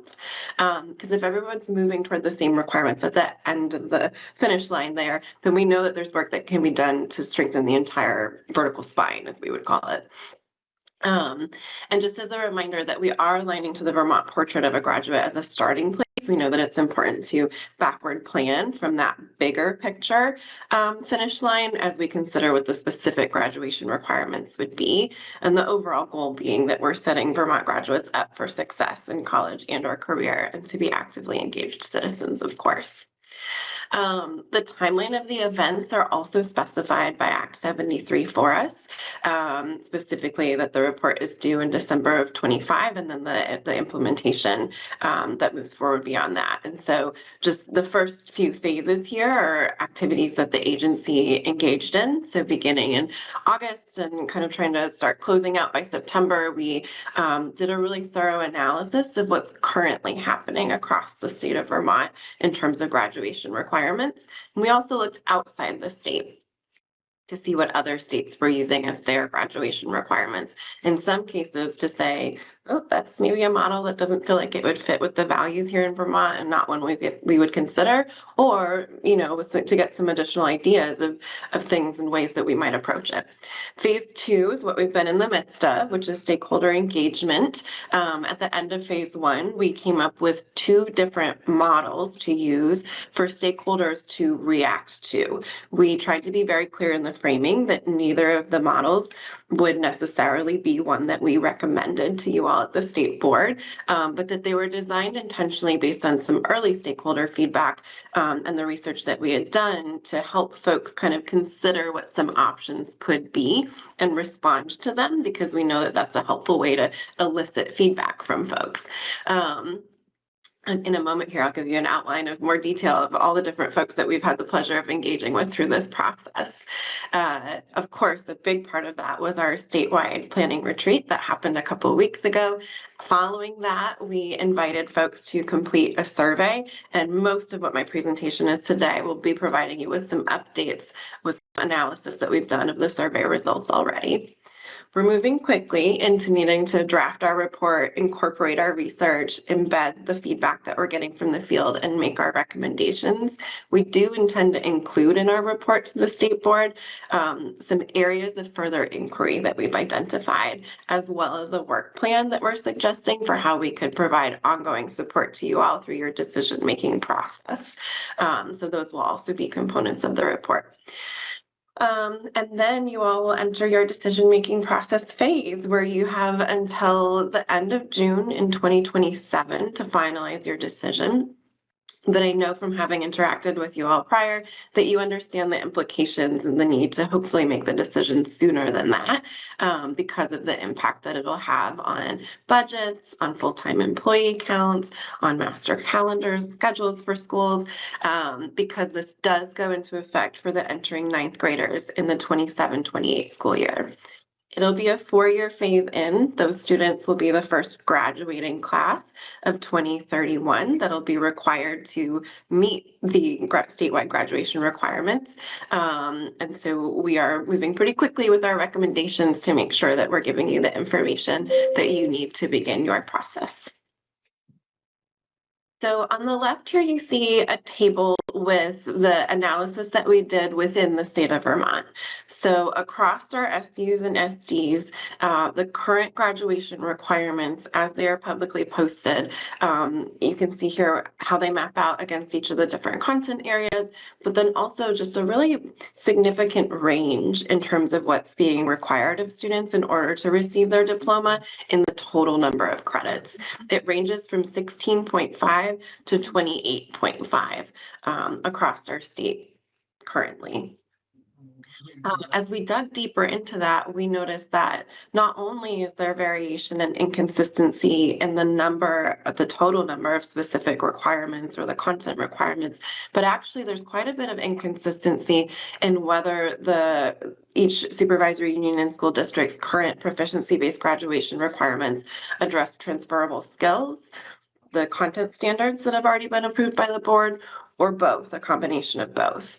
And that leads to even greater inconsistency than just what's reflected on the table.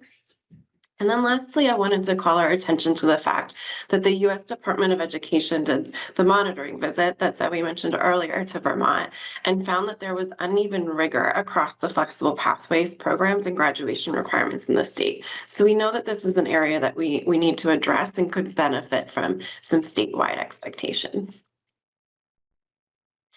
So I created this graphic on the left to try to help us conceptualize where this fits in the bigger picture of each student's learning experience. So we know that each of these components, starting with the portrait of a learner or portrait of a graduate, that is the most holistic representation of the educational experiences we want for our students, then can be pulled down into specific transferable skills that we want for our students to have in order to actualize the portrait of a learner or a graduate. Those are undergirded by the content standards that are already approved and should be really, intersectional with them. Those two things should be embedded in each other. In order to deliver on the content standards and transferable skills, schools make a series of decisions around what flexible pathways they make available, what coursework they're offering. And within each of those flexible pathways and the coursework offerings, there, of course, are decisions around curriculum and instruction that provides opportunities for students to practice, be assessed, and receive feedback about how they're progressing with their learning. Throughout the state of Vermont, these components have already been identified and defined as educational priorities, but the way they're being operationalized is what varies quite a bit. And we certainly know that there are examples for us to build on. The graduation requirements statewide provides us with the opportunity to strengthen the implementation of Act 77 and Act 173, among others, to make sure that by being clear and tight on what the graduation requirements are, we actually can be more innovative and focus on ways that we can use evidence-based practices for delivering on the support to all learners to allow them to achieve the overall portrait of a learner, portrait of a graduate. So the graduation requirements themselves are situated where that arrow that I just dropped in is, right? Kind of in the middle of all of this. And we know that by defining it really clearly, it allows us to move kind of in both directions to strengthen the work that we're doing. I'm framing this in terms of an overall theory of change, that by setting these statewide graduation requirements, we have the opportunity to more fully achieve and deliver on our promise to all Vermont students and create more consistency of rigor and clarity of expectations.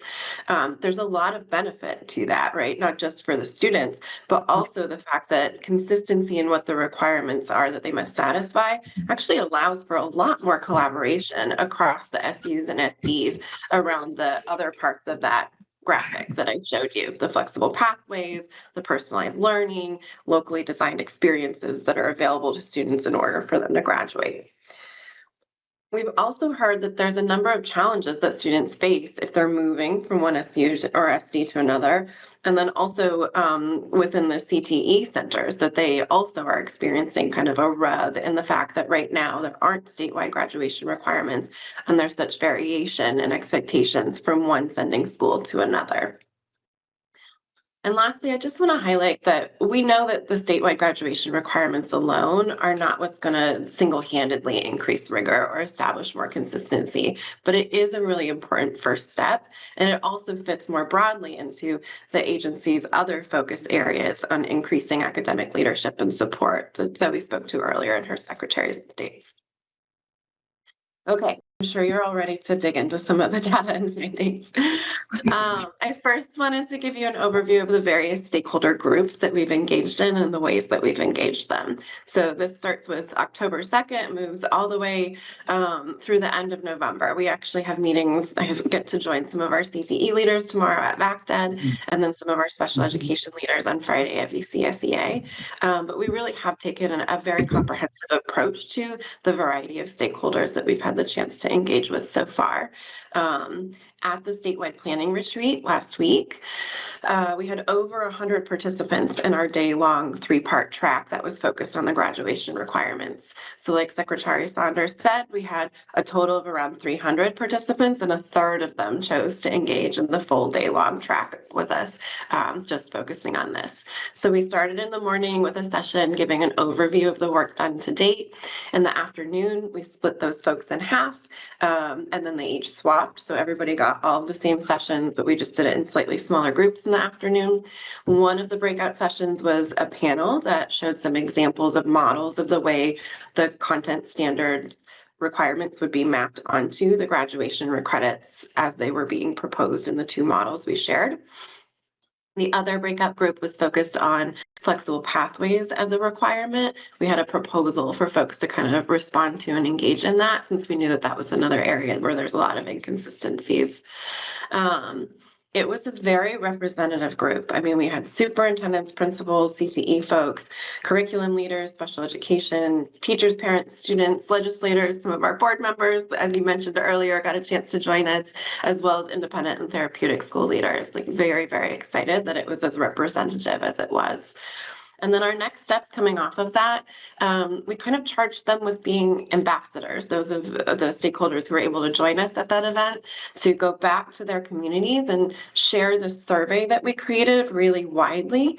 We also pushed it out through the weekly field memo and the superintendent's updates. We left it open for a full 10 days. Initially, we were planning to do a week, and we heard that folks wanted even more time to socialize it more broadly, and so we extended it through last Friday. And ultimately, we ended up with a total of 382 respondents to it. So very pleased that it had as big of a reach as it did. In terms of the design of the survey, there were 4 major sections. So rather than asking folks to choose one of the 2 models that we were using just to give something for people to respond to, we instead took the approach of asking them to build their own model for graduation requirements. We also had a section where we invited them to give feedback on what the most important considerations were for how we approach this work. Then there was another section around transferable skills, because that has been a specific area that we continue to hear from stakeholders is important to explore in terms of how much of that lives as a statewide requirement versus how much of it is most important to remain as a local decision. And lastly, because of that other breakout session about the flexible pathways, we also included some questions related to that topic. So here's a breakdown for you. As I mentioned, it was 382 total respondents. If you add up the number on the right, where I've broken it down by stakeholder group, you'll notice it doesn't total up to that. A few respondents didn't include their role, and so that's not included. But of the ones who did, this is the general breakdown.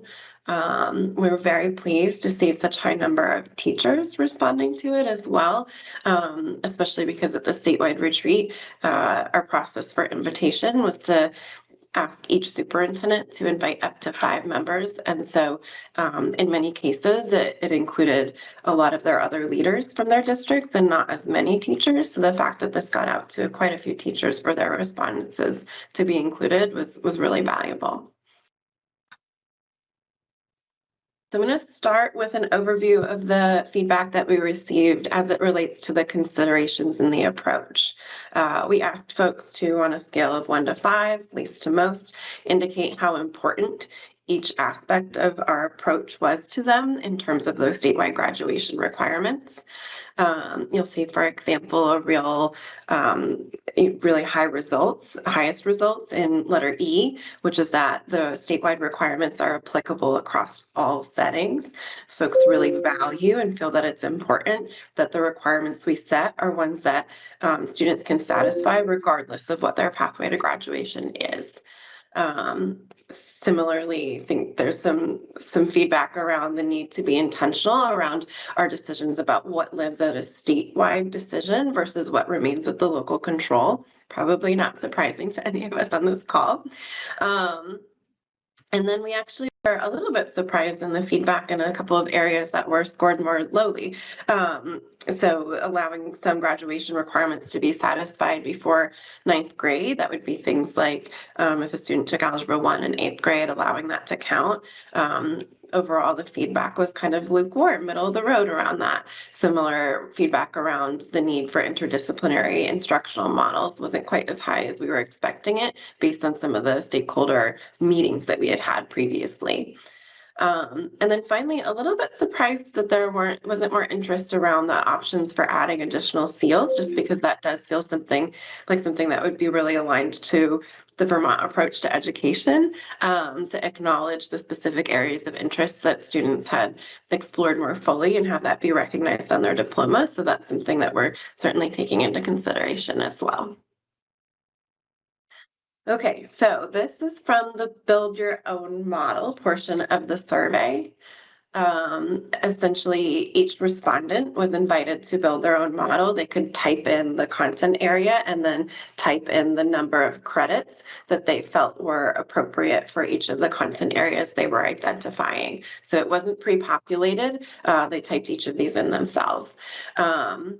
We were defining a credit as the equivalent of a year-long course or similar learning experience, but we were doing that through the same definition as what's already in the EQS, that we don't mean a specified amount of seat time with that.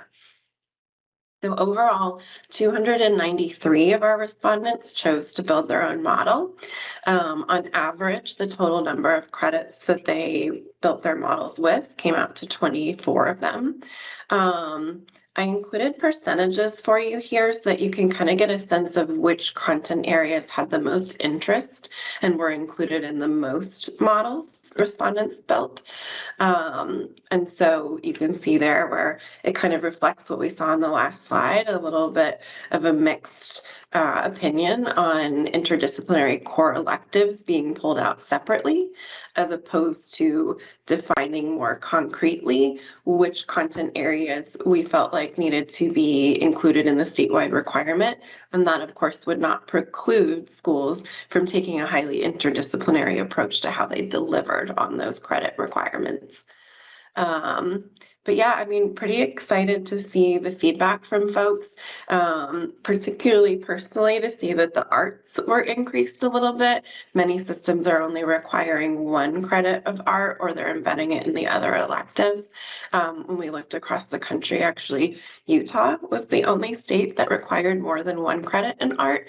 They, like this, required 1.5. So I think it speaks to the value that Vermonters have and the importance of arts being part of a well-rounded education.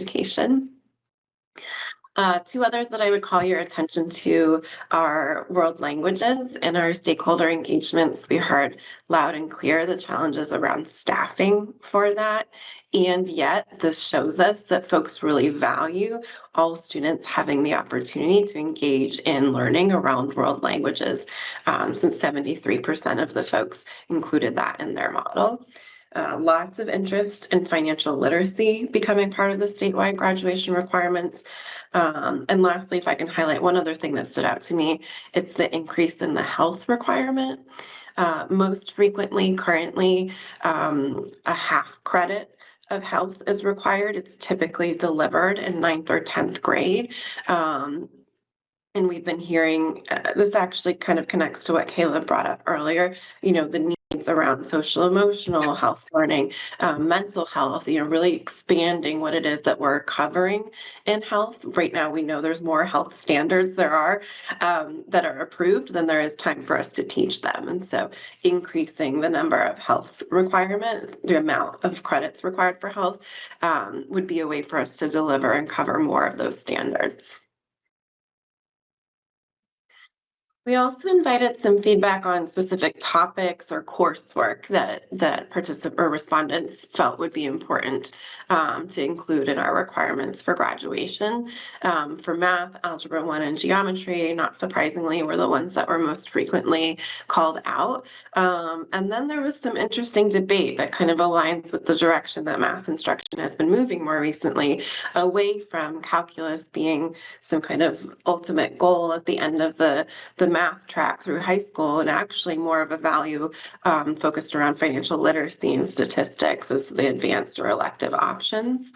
For social studies, we saw U.S. history and world history is frequently requested alongside civics. I mean, civics was overwhelmingly the most clearly called out focus area to make sure that we got specific about. And then we also saw some global history, world geography, and multicultural ethnic studies called out as separate additional requirements for us to consider. In science,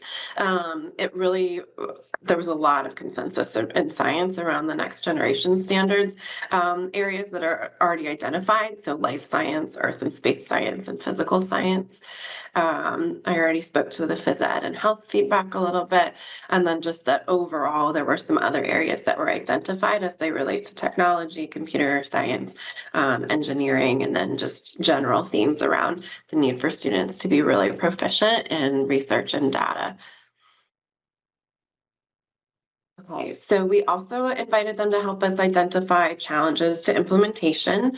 Many of these are ones that we already had heard from various stakeholders and had considered ourselves, as well as I know Tammy brought up at the last meeting, the need to make considerations around financial and budgetary constraints, staffing capacity challenges as well, that of course interacts with licensure that needs to be a consideration, adjustments that will need to be made to the curriculum design, and current models and scheduling at schools, overall just equity and access concerns for diverse learners and CTE students, that aligns with the feedback we saw in terms of what the most important aspects to our approach are to make sure this really will work for everyone.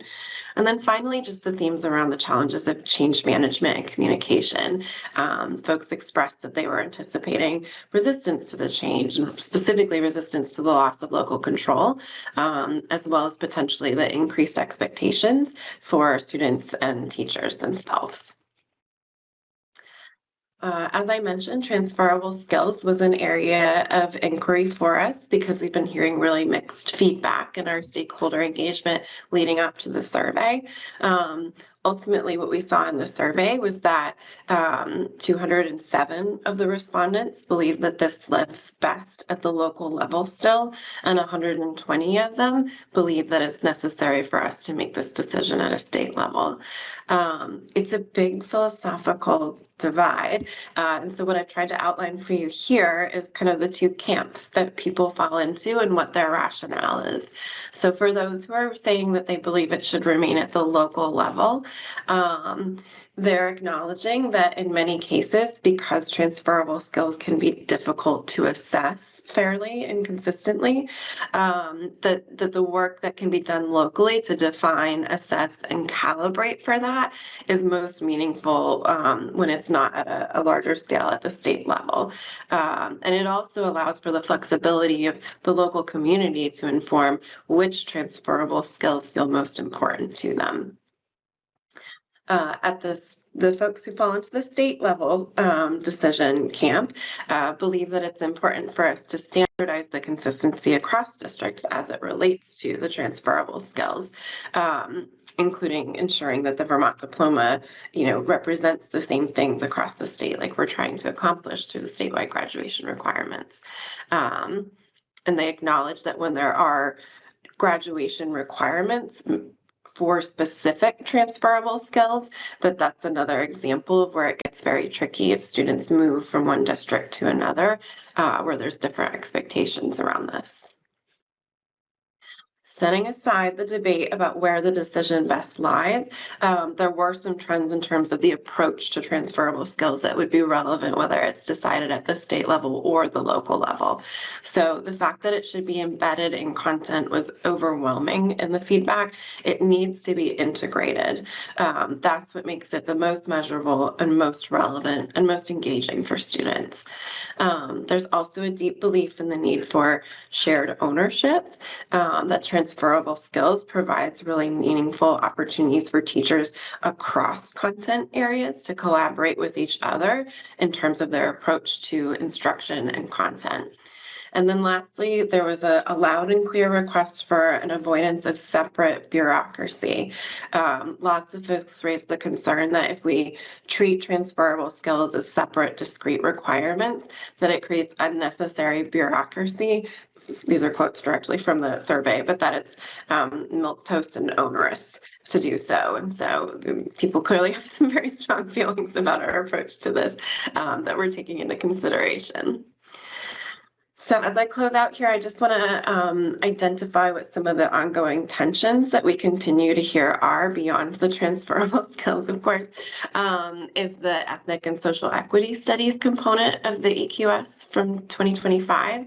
We want to make sure that this work isn't overshadowing the importance of the addition of that to the EQS, and that we need to take a stance that makes clear how we would expect for them to be integrated into all content areas, or if they should have separate and discrete requirements, and then also whether and how those decisions be made at the state level versus. We also need to, through this process, determine whether we believe that the statewide graduation requirements should satisfy all minimum entrance requirements for higher education institutions.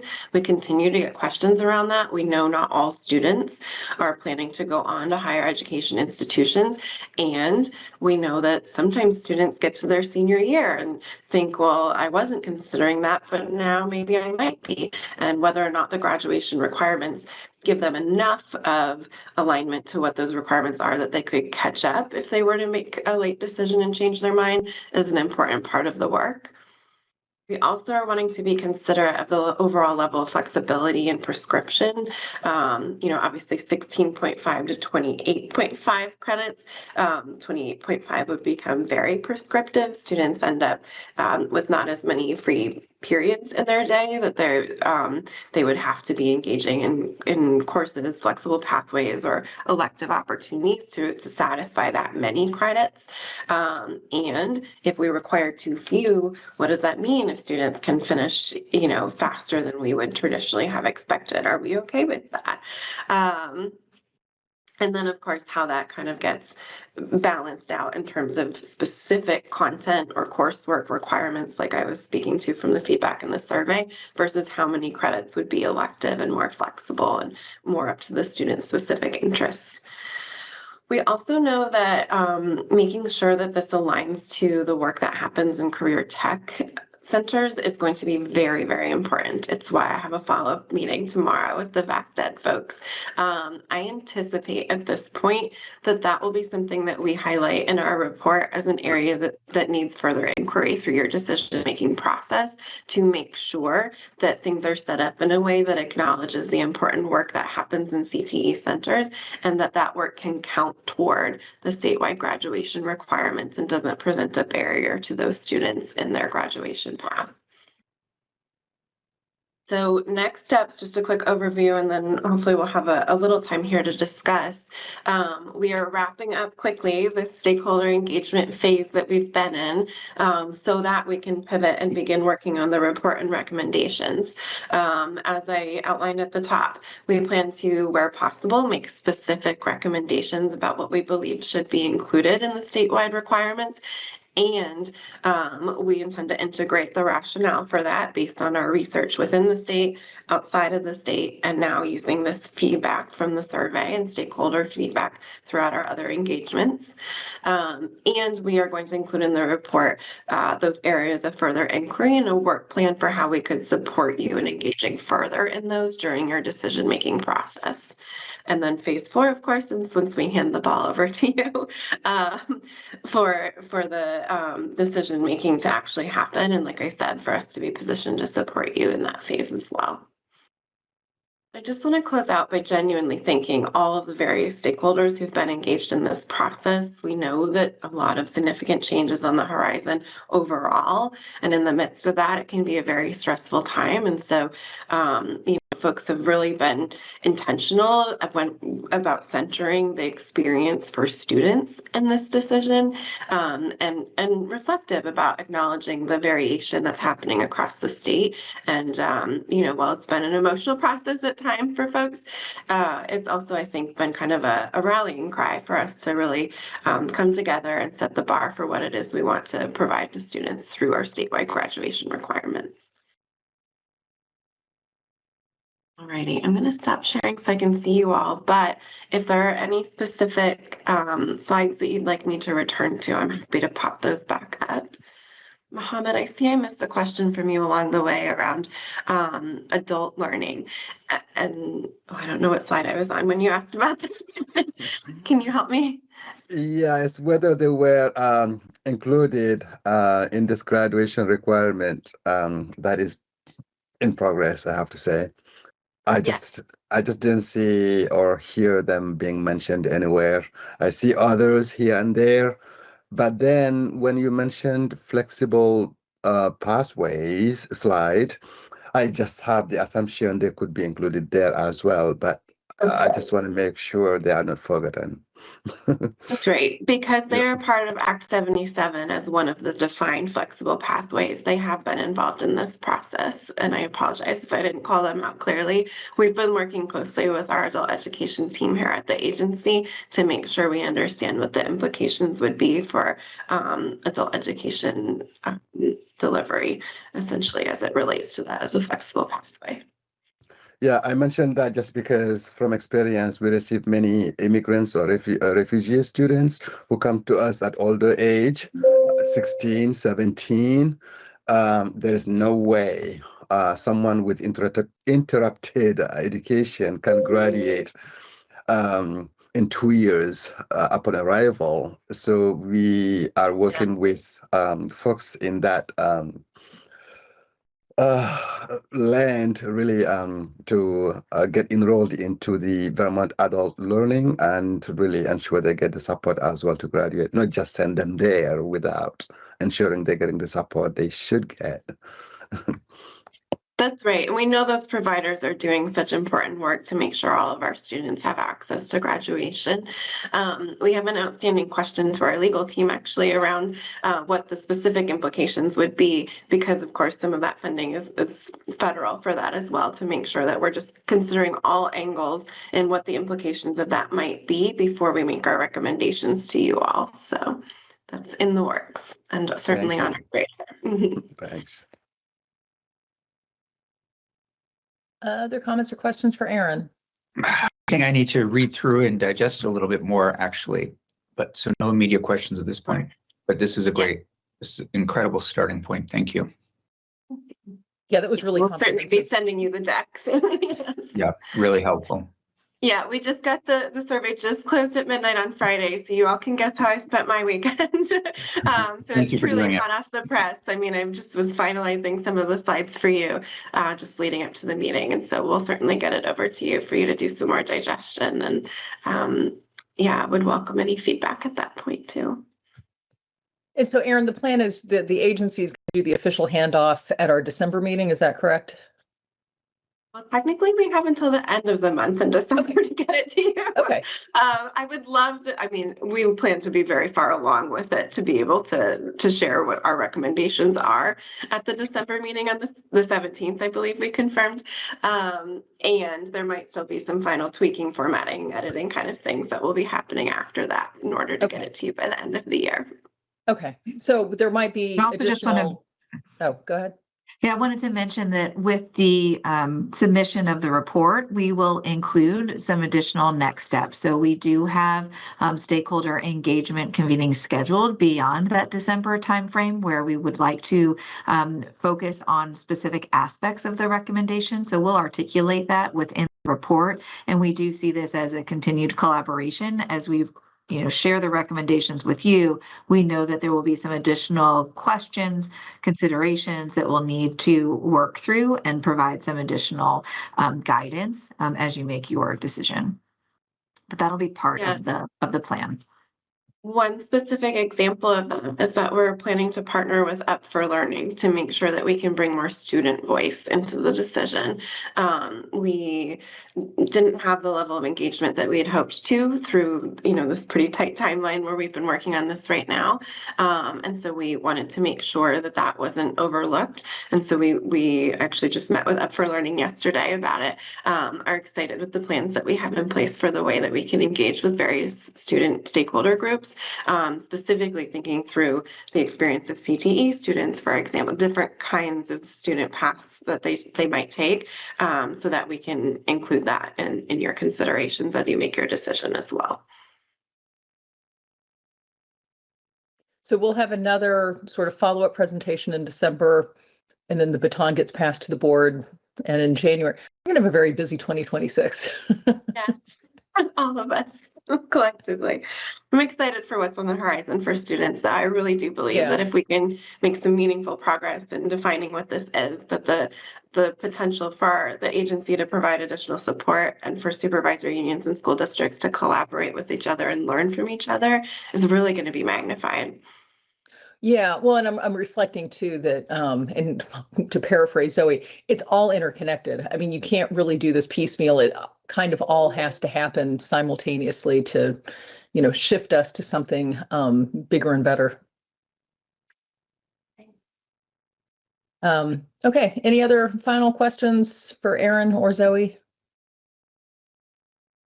Hearing none, again, thank you very much. This was really a lot of good information. I appreciate you sort of crunching the data and giving that to us. And so maybe board members between now and December, go back through that slide deck and, really get familiar with it, because I think whatever we do in December, we'll be building on that. All right. Thank you. Thank you. All right. So next up on the agenda is a discussion of the 2026 schedule. And this was actually Cynthia's request. So thank you, Cynthia. So I thought it would be helpful to kind of ground what next year might look like, both in terms of, when and how we're meeting, but also what we are going to be looking at. So just, and I'm going to start this, but I figured we could have a conversation. I have us scheduled. We can go over a little bit, but like 10 or 15 minutes just to kind of get the conversation started. So just to ground us, prior to COVID, the board always met in person. During COVID, like everyone else, the board went completely online.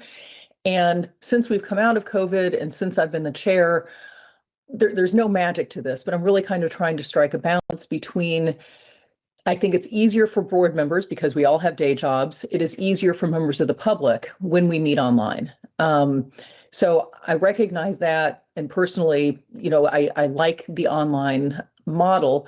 At the same time, there is real value in getting together as a group. It's hard to get to know people if, we're playing the Brady Bunch on a computer screen.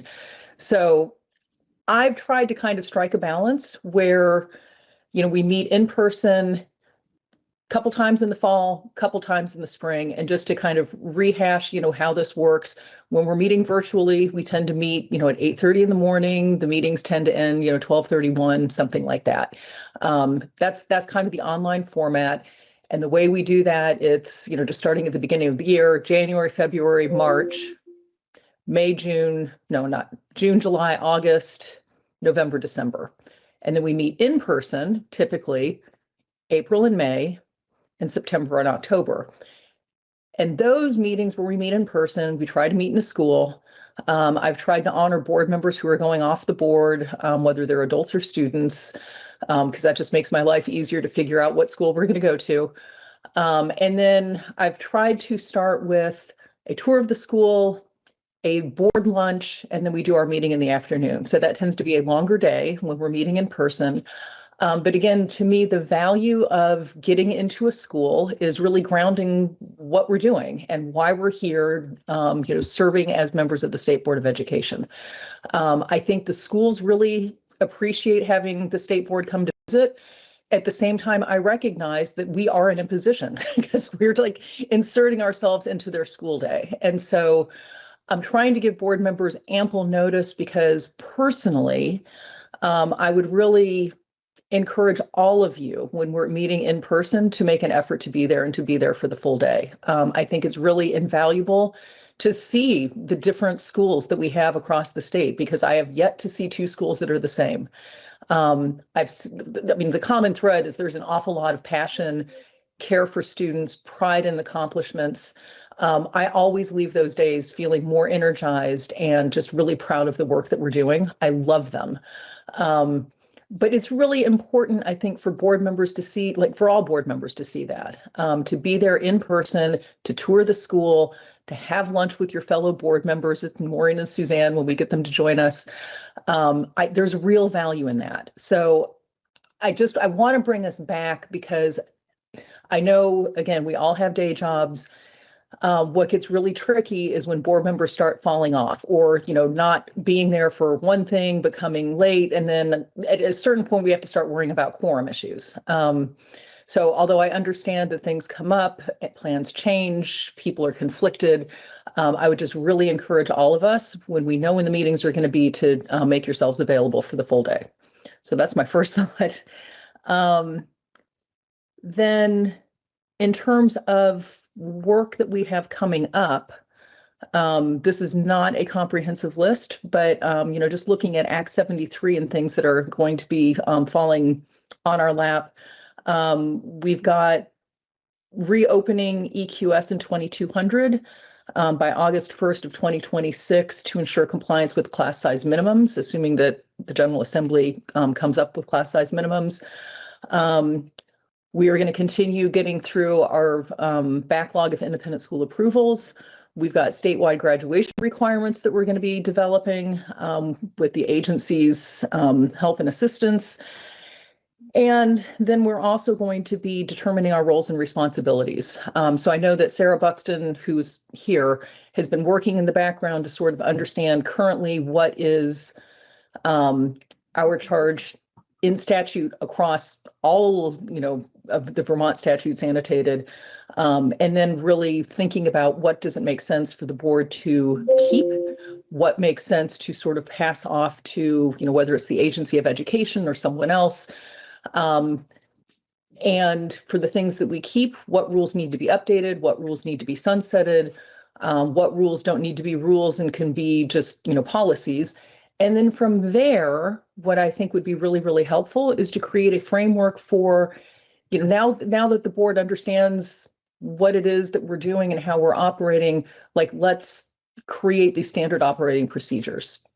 I think that work will probably last beyond 2026, but that's kind of the ultimate goal here. So that, when I think about what the State Board of Ed is doing, I think it will be really helpful to have some clarity and to really understand the universe in which we're operating and, doing things that really play to our strengths, because I think we kind of operate in the 10,000 to, maybe 40,000 foot level in terms of education in Vermont.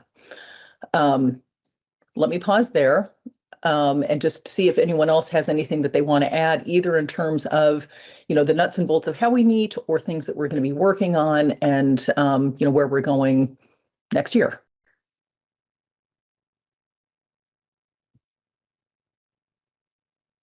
Tom? Yeah, just one thing that I think is on our docket are the CTE rules. Are they, is that another? Yes, and actually I had that kind of a higher ranking priority, but I do think that the General Assembly is going to be looking a lot at CTE in the coming legislative session. So as I think about it, what probably makes sense is for that not to be the first thing that we pick up in 2026, because I think we might have greater clarity after the end of this legislative session. I don't want to sit on that unnecessarily. And we've been very clear that it's really important to have, CTE kind of follow along with EQS in 2200. So I don't want to put that off indefinitely, but that was the feedback that I got was that we might want to wait a little bit just to see if things change.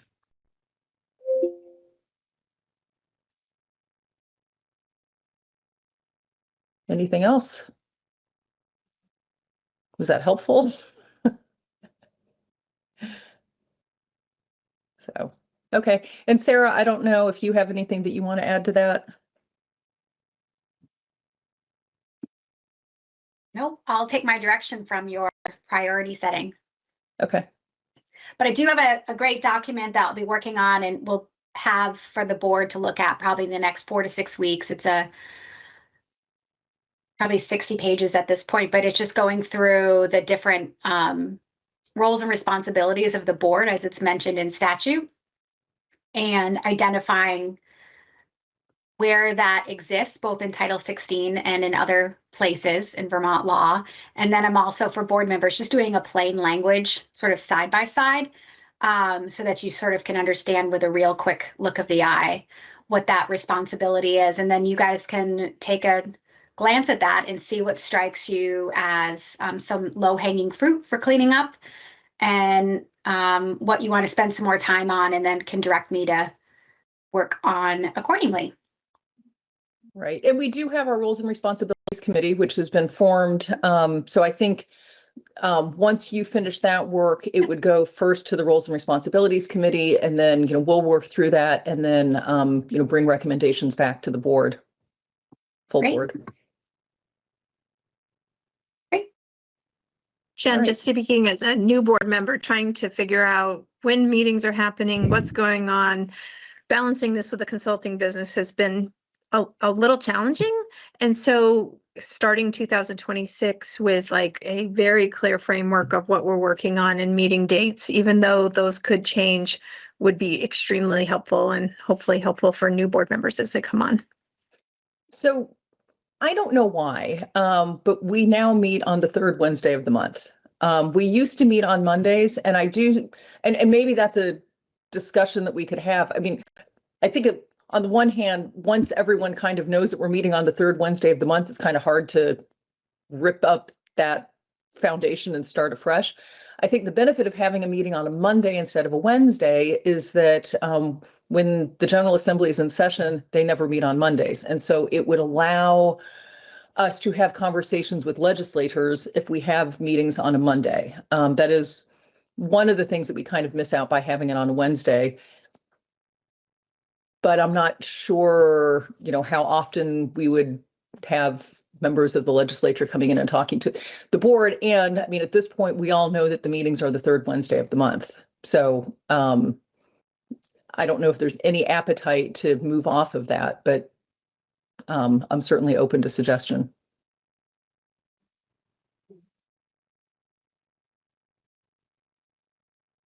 All right, I'm not hearing any. Sarah?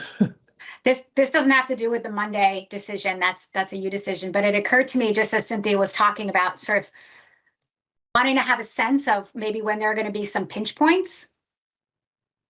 In rulemaking, the way that it works in Vermont is the authorizing agency, in this case the board, would draft the rule, and then you would bring it to ICAR, the Interagency Committee on Administrative Rules. And that starts the clock with an 8-month time frame to complete the rulemaking process. What you could anticipate is that if the board is supposed to commence rulemaking on or before August 1st of 2026, that means that sometime in July, we'll have to bring the approved rule from the board to ICAR. So that's likely to be one of their dates in July, unless they decide to skip July, which we'll have to be on the lookout for. And then we move back another month because the board will have to approve the rule. And so you can anticipate that to the extent that the board may decide to have a subcommittee do the brunt of the work, which could be weekly meeting, bi-weekly meeting, a small group of people kind of instructing me on what to bring forth or to propose. That might be early 2026 with one or more board meetings. And this is really for you guys to decide and for Jennifer to direct, but I would guess like April, May, June would be the time frame when the board would be most involved in that initial approval of the rule that you will propose. After August 1st, then you'll be having public hearings, you'll get public input. There'll be any revisions, a lot of public process at that point that also involves the board, both in showing up at meetings or public hearings, et cetera. So in terms of that timeline, I just wanted to give you a sense of that's how that works. Although the August 1st deadline is to open the rule, it is not to conclude the rulemaking. Exactly. So we just need to get the rule to ICAR before August 1, 2026. And often in the history of the board, you've brought a rule before ICAR and it has changed. You've done a lot of work after that process, which is sort of how it's intended to be really reflective of comment and other things that you've heard. So. Yeah, and I think the tricky thing with EQS and 2200, making updates per Act 73 is that we've been directed to reopen the rules to ensure compliance with class size minimums, but there are no class size minimum standards yet because that will be discussed during the upcoming legislative session. So again, this is one of those things where I know it's potentially coming. I don't know for sure that it's coming. And so it's, we're going to kind of have to read the tea leaves a little bit when the General Assembly is back in session. And, I wouldn't want to start the work at the beginning of the year because I wouldn't want to engage in that work and then not have any requirements set forth in statute.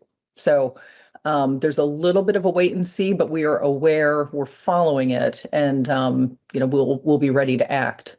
Just a quick point of clarification. The Act 73 did set some class size minimums. I'll throw it into the chat, but it's not effective until July 1, 2026. And you're supposed to open rulemaking by August 1 of 2026. It's a not very well thought out time frame.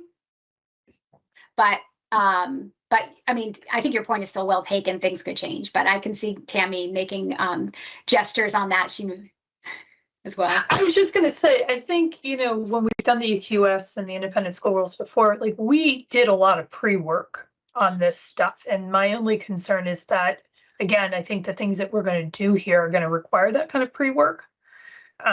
So I think we've got to think about what that calendar looks like, right? Mm-hmm. And there's going to be a lot of back and forth on this stuff. And I think the other thing to take into consideration is if we're doing a major overhaul of all the rules, right? How did that time, I don't want to open up the EQS twice.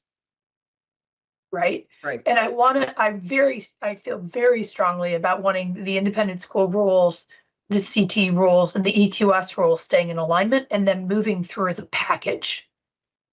Right, because otherwise we're going to get tweaks here and tweaks there, and then these three are not going to be aligned anymore, right?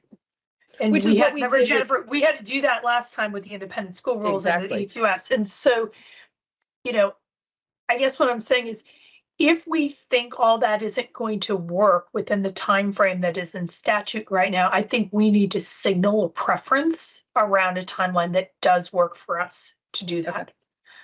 Right? Because I appreciate all the deadlines and I understand what the legislature's intent here is, but there are a lot of moving pieces, and I'm quite sure that they share our interest in not having to open these things multiple times and having incoherence across rules. It's just going to make for a clunky, inefficient process that ends up with bad policy. Yeah, I agree. So Sarah, my sense is if we should map out what we actually think needs to happen in terms of our pre-work too. And if that timeline doesn't work with what's in statute, we need to start signaling very early in the legislative session about that and ask for a different timeline for statute to be revised. Good point. Yeah, particularly. I just don't see how this all gets done well by August 1st. That's after having co-chaired the EQS committee last time around, right? This is not, and the things that we're being asked to do are not going to be minor tweaks on which people have no opinions.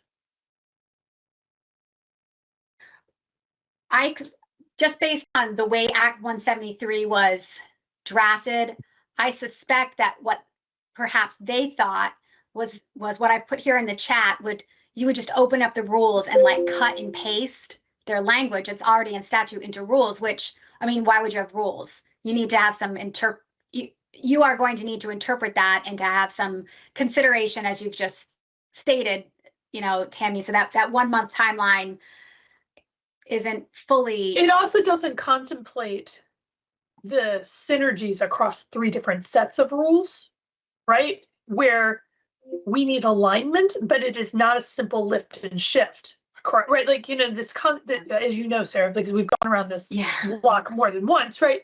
That because the ways the rules are currently constructed, they're operating in separate lanes, and yet we still have to maintain alignment across the 3, right? And this approach doesn't allow us to do that. And the minute we have misalignment, we're going to have a child walking from one across the hall and have entirely different rules in the same building, or children in the same district we can't do that.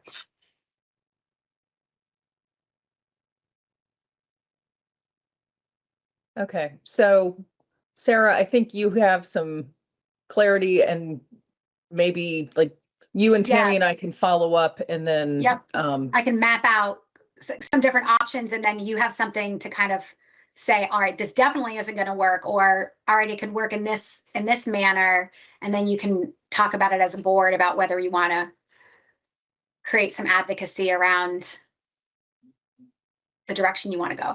Yeah. And I do think it makes sense. We need to have CTE sort of in line with EQS and 2200, and sort of thinking about how to do this and do it once, so that we're not doing EQS version 4. I mean, like, no one wants that, especially because we have other rules that we're going to need to update. So I think it's also bad for the field, right? Yeah. Like, whenever we open up these rules, it creates instability in the field, right? And that is not what we need right now. Yeah. Too much change. Right. Anything else on this topic? I saw Zoe's hand was up for a second, but then she took it down. I just didn't know if you saw that. I did. Okay. Oh, sorry. All right. So future meeting planning, let me just pull up my list wherever it is. Hang on. Never find it when I'm looking for it. Okay, so for December, there will be a final update from the commission. We are going to have an update from Rich. We'll have the by necessity committees. There'll be a discussion and vote on the proposed standards for schools to be deemed small by necessity and sparse by necessity. We'll have an update on graduation requirements. We'll do the resolution for Lyle. I'm going to keep this on the agenda, potentially DQS waivers from districts, independent school approvals. And the other thing that Sarah and I are working on is the annual report to the General Assembly. So I will try to get a draft out to board members in advance of our December meeting, and then we can discuss and vote on it at the December meeting. Does anyone else have any other agenda items that come to mind?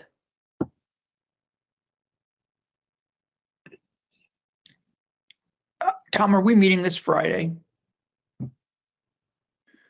I don't have any schools on the docket right now. Great, thank you. Cynthia? Sorry, I meant to put that down, but it's probably more a question for Tom on getting back into a regular schedule for school reviews, and hopefully the agency will be ready for us when we're there. I know there's been a lot of back and forth with those meetings as well.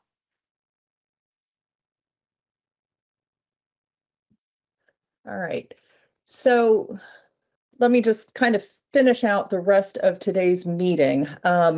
We have, board members, we have an executive session that we have scheduled that I put as the last agenda item of the today's meeting.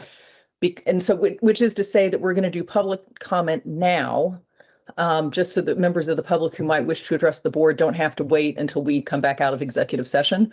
So we'll do public comment, and then you guys all should have received a link for the executive session. When we get to that point, then we're going to, everyone's going to hang up from this meeting and then join the executive session. And then when we're done with the executive session, we'll come back into this meeting, and I will need a quorum so that we can adjourn the meeting. So we've got a couple steps set up for us. So with that, let me turn to public to be heard. If there are any members of the public who wish to address the board. Elizabeth Burrows, you have the floor. And as always, we ask members of the public to limit themselves to 2 minutes. And if you have anything that you would like to submit to be included with the minutes, you are definitely welcome to do that. Welcome. Hi.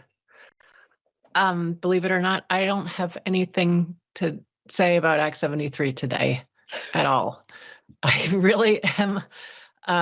I came into your meeting close to the beginning, and I heard you talking about AI and what it's doing to our schools and its potential uses. And I really stuck all the way to the end of the meeting so that I could share with you that our legislature has been really keeping a close eye on what the federal government is doing. I'm going to share a link in the chat because there have been several tries to limit state legislatures from regulating AI in any way. And so I am here to urge you to be and remain informed about this issue, because it's a much bigger issue than just student use of AI. And it's something that we should all be aware of and remain aware of. That's it. Actually, nice work, and I'm really excited about the graduation requirements finally being developed in a thoughtful way. Thanks. Thank you. And I see that Tammy also just put something in the chat. So Tammy, I'll let you. I was just going to share, the American Institutes for Research just launched an entire network with millions of dollars in funding to look at AI in schools, the impacts of AI on teaching and learning, and also leadership and processes. And so I just put that in there if you're curious. There'll be a lot of really important research coming out of that. And I'm pleased to be leading one of those studies. So. Thank you. And let me just ask Maureen, are we able to capture what's being put in the chat so that it gets included with the minutes? Yes, I'm copying those links and I will include them and the others in the minutes. Thanks for asking. Thank you. Any other members of the public who wish to address the board? I'm not seeing any. So at this point, I'm going to close off our public comment, and I am going to move pursuant to 1 VSA section 313A1 that the board finds that premature general public knowledge of confidential attorney-client communications regarding pending litigation and made for the purpose of providing professional legal services to the State Board of Education would clearly place the board at a substantial disadvantage. Is there a second? I'll second it. Okay, we'll give it to Rich. Any discussion? All those in favor, please raise your hand and signify by saying aye. Aye. All those opposed, please raise your hand and signify by saying nay. Any abstentions? Okay. Then I further move that the board enter executive session to receive confidential attorney-client communications regarding pending litigation and made for the purpose of providing professional legal services to the board pursuant to 1 VSA section 313A1F. Is there a I'll second? second that also. All right, seconded by Rich. Any discussion?